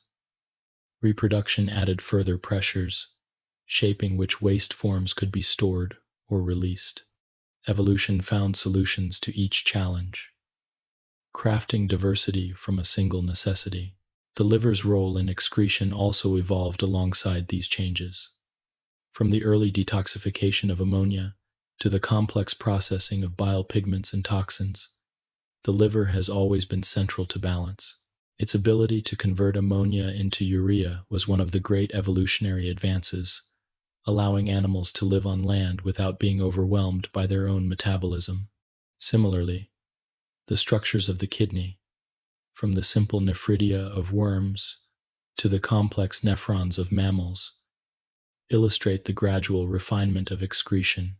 What began as simple diffusion became, step by step, a symphony of filtration, reabsorption. In reflecting on the evolutionary significance of excretion, one sees not only biology but also the story of life's persistence. To live is to change, and to change is to produce waste. The ability to release waste safely and efficiently was as important as the ability to capture energy or to reproduce. Without excretion, no organism could survive, for balance would quickly be lost. With excretion, life could expand into every environment, from the depths of the ocean to the peaks of mountains, from lush forests to arid deserts. It is no exaggeration to say that excretion shaped the course of evolution as much as respiration or digestion. As you picture this story, you may imagine the unfolding of life across the Earth's history. Single cells drifting in ancient seas, fish exhaling ammonia into currents, amphibians resting at the edges of ponds, reptiles basking on desert stones, birds flying across dry landscapes, mammals ranging across grasslands and forests. Each carries within it a way of balancing waste and water, each shaped by its place and time. The excretory system is both ancient and adaptive, a thread that connects all forms of life through a common need, yet varied in form according to the creativity of evolution. In the next part, we will move from the deep past into the rhythm of daily life, exploring how excretion changes through the course of a single day, from waking to sleeping, From activity to rest, the organs of excretion adjust their rhythms, responding to hydration, exercise, meals, and sleep, always keeping the body in harmony. 19. Rhythms of excretion in daily life. Excretion is not a process that occurs in isolation, separate from the rhythm of living. It is woven into the daily patterns of waking, eating, moving, and sleeping. The kidneys, the lungs, the skin, and the liver do not work with equal intensity at every moment. Instead, they adjust their activity according to the needs of the body. The day brings cycles of hydration and dehydration, meals rich or light, periods of exertion, and periods of rest. Each of these events changes the chemistry of the blood, and the excretory system responds with quiet flexibility. To trace these rhythms is to see how deeply the excretory system is tied to the flow of daily life, and how it ensures balance not only in the long term but in every passing hour. The morning often begins with the body in a mild state of dehydration. During the night, no water is consumed, yet water is lost in breathing and in the slow, steady production of urine. The kidneys, guided by hormones such as antidiuretic hormone, ADH, usually produce urine that is more concentrated at night, conserving water while still removing wastes. This is why morning urine is typically darker in color than urine later in the day. The lungs, too, have contributed overnight, exhaling water vapor along with carbon dioxide. Each breath a tiny act of excretion.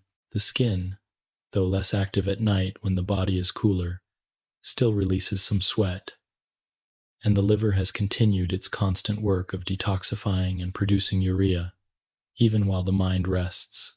By the time morning arrives, the excretory system has already worked steadily for hours, maintaining balance through the quiet hours of sleep. With the first drink of water or cup of tea in the morning, the balance begins to shift. Hydration increases, the blood becomes slightly less concentrated, and the kidneys respond by reducing ADH secretion. Urine becomes lighter, more dilute, and more plentiful. This shift illustrates the dynamic nature of the system. It is not rigid, but responsive, adjusting to each sip of liquid. The liver processes the nutrients absorbed from breakfast, releasing glucose into the blood and producing urea from protein metabolism. The lungs continue to exhale carbon dioxide at a steady rate, and with the day's first movements, muscle activity begins to increase creatinine production. Adding to the wastes, the kidneys will filter. As the day continues and meals are eaten, the excretory system adjusts again. After a meal rich in protein, the liver produces more urea, which the kidneys then excrete. After a salty meal, sodium levels rise in the blood, and the kidneys excrete more sodium, sometimes conserving potassium in exchange. Hormones such as aldosterone guide these shifts, ensuring that electrolytes remain balanced.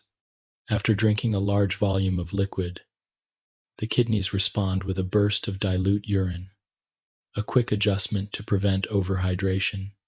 Each of these responses is smooth and unremarkable to our awareness, yet they are essential for maintaining homeostasis. Physical activity adds another layer of rhythm to excretion. During exercise, muscles contract and burn fuel, producing carbon dioxide and lactic acid. The lungs respond by increasing breathing rate, releasing the extra carbon dioxide, while the kidneys and blood buffers work together to handle the rise in acidity. Sweat glands also become more active, releasing water and salts onto the skin. This serves primarily to cool the body but also functions as excretion, carrying away sodium, chloride, and small amounts of urea. The kidneys respond by conserving water and sometimes by adjusting electrolyte excretion, compensating for what is lost in sweat. After exercise, as the body cools and rehydrates, The kidneys gradually release the conserved water, returning urine production to its usual pattern. The liver also responds to activity, processing the increased byproducts of metabolism. It converts lactic acid produced by muscles back into glucose, and it continues to detoxify substances carried to it by the blood. Its role is steady, less tied to the visible rhythms of the day, but always essential. In moments of exertion or rest, in the presence of food or in fasting, the liver is quietly at work, ensuring that wastes are transformed into forms that can be excreted and that toxins are neutralized before they can cause harm. As evening approaches and the body slows, the rhythms of excretion adjust again. The kidneys may produce slightly less urine in the evening hours, preparing the body for rest. The secretion of ADH often rises at night, reducing urine production and conserving water during the hours when no drinking occurs. The lungs continue their rhythm, steady and unbroken, releasing carbon dioxide and water vapor with every breath. The skin, cooling as the body settles for sleep, reduces its production of sweat, though it never ceases completely. The liver works on, constant and tireless, processing the nutrients of the day and transforming wastes into excretable forms. During the night, the pattern continues, shaped by the stillness of sleep. Breathing becomes slower and deeper, excretion of carbon dioxide steadier and calmer. The kidneys filter blood at a slower pace, conserving water but continuing to release wastes. Hormonal signals shift according to the circadian rhythm, guiding the balance of electrolytes and water. The bladder gradually fills, storing urine until morning. The rhythm is slower, quieter, but still continuous. Even in sleep, the excretory system never rests, for the body's chemistry must be maintained at every moment. These daily rhythms remind us that excretion is not only about waste, but about adaptation. The excretory system listens to the body and responds to its needs, conserving water when it is scarce, releasing it when it is abundant, excreting electrolytes after a salty meal, conserving them when they are lost in sweat, concentrating urine at night, diluting it after drinking, adjusting breathing to release more carbon dioxide during exercise, slowing again at rest. The rhythms are gentle but profound, allowing the body to live not in rigidity but in flexibility. To reflect on these rhythms is to notice how they mirror the larger cycles of nature. Just as the sun rises and falls, just as the tides ebb and flow, so too do the rhythms of excretion shift through the day. The kidneys, lungs, skin, and liver are part of this greater harmony, adjusting to the cycles of light and dark, activity and rest, intake and release. They do not work in isolation but in concert, each organ responding to the others, each contributing to the balance of the whole.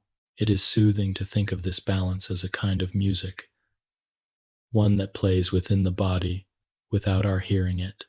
The instruments are subtle, a nephron adjusting reabsorption, a gland releasing sweat, a lung exhaling vapor, a liver cell transforming ammonia into urea.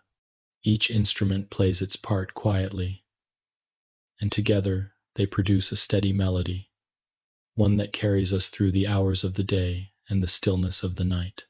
We live our lives on this music, rarely aware of it, yet it sustains us always. In the next part, we will bring our journey to a gentle conclusion, reflecting on the unity of the excretory system, the constancy of its rhythms, and the peace that comes from knowing that balance is always being preserved, even as we rest.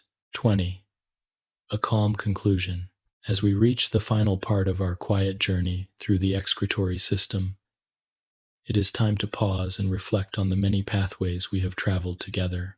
From the moment we began in the kidneys, exploring their intricate filters, to the distant roles of the skin, lungs, and liver, we have seen how excretion is not a single act, but a web of processes, each one unfolding silently, patiently, and without end.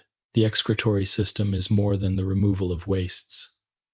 It is the preservation of balance, the gentle maintenance of the inner environment in which life can continue.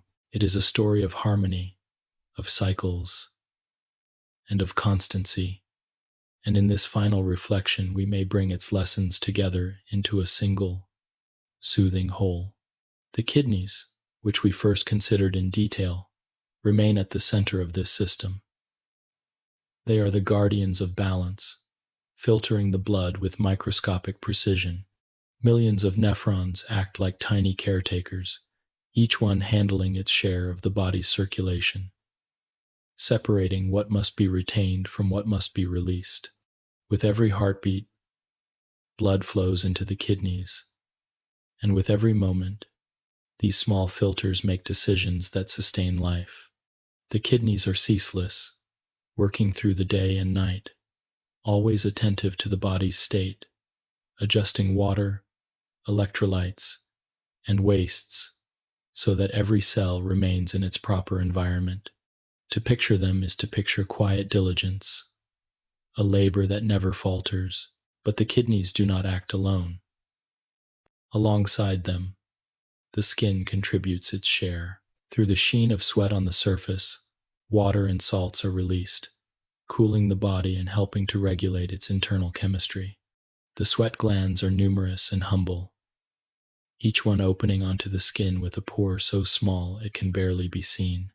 Yet together, they form an excretory organ as vast as the body's entire surface, responding to heat, to activity, and even to emotion. To think of the skin as an excretory organ is to understand that excretion is not hidden but present even at the boundary between the self and the world, visible in droplets of perspiration that glisten and evaporate into the air. The lungs, too, are constant excretory organs, releasing carbon dioxide and water vapor with every breath. Their rhythm is the body's rhythm, inhaling oxygen and exhaling wastes in a continuous cycle. Carbon dioxide, born in the mitochondria of cells, travels silently through the blood and leaves the body in a sigh. Water vapor joins it, a faint mist on a cold morning, a reminder that, with every breath, we not only take in but also let go. The lungs are the body's great exchangers, linking us to the atmosphere, balancing our inner chemistry with the outer world. Their constancy is both grounding and soothing, for even as we rest, their rhythm never fails. The liver adds another dimension, acting as the great processor and transformer. It takes ammonia, a substance toxic to life, and converts it into urea, gentle enough to travel safely through the blood to the kidneys. It takes old red blood cells and turns their pigments into bile, releasing them with feces and urine. It neutralizes toxins, metabolizes drugs, and processes nutrients, always reshaping the raw materials of the body into forms that can be used or released. The liver is not only an organ of digestion but also of excretion, ensuring that poisons do not accumulate, that waste does not linger, that balance is preserved. It works in silence, its vast lobules alive with activity, transforming the bloodstream moment by moment. Together, these organs create a unity. Each has its specialty, but none works in isolation. The kidneys depend on the liver to prepare urea. The skin depends on the kidneys to compensate for water lost in sweat. The lungs and kidneys cooperate in maintaining pH, and the liver supports them all by processing nutrients and toxins. Excretion, then, is not the story of a single organ but of a network, a partnership woven across the body. It is this cooperation that makes homeostasis possible, that allows balance to be preserved despite the ever-changing demands of daily life. The wastes themselves, urea, uric acid, creatinine, bilirubin, carbon dioxide, are not flaws in the system, but natural products of life. They are signs that energy has been used, that cells have worked, that blood has flowed, that muscles have moved, that red cells have aged and been renewed. Each waste is part of a cycle, a reminder that life is a process of constant renewal, and excretion is the final step of each cycle. By removing wastes, the body makes room for the new, ensuring that nothing accumulates to the point of harm. Excretion is thus not an afterthought but a vital stage in the cycle of living chemistry. It is worth noticing how quiet all of these processes are. Excretion does not draw attention to itself. The kidneys do not announce each drop of urine they produce. The lungs do not cry out with every breath of carbon dioxide released.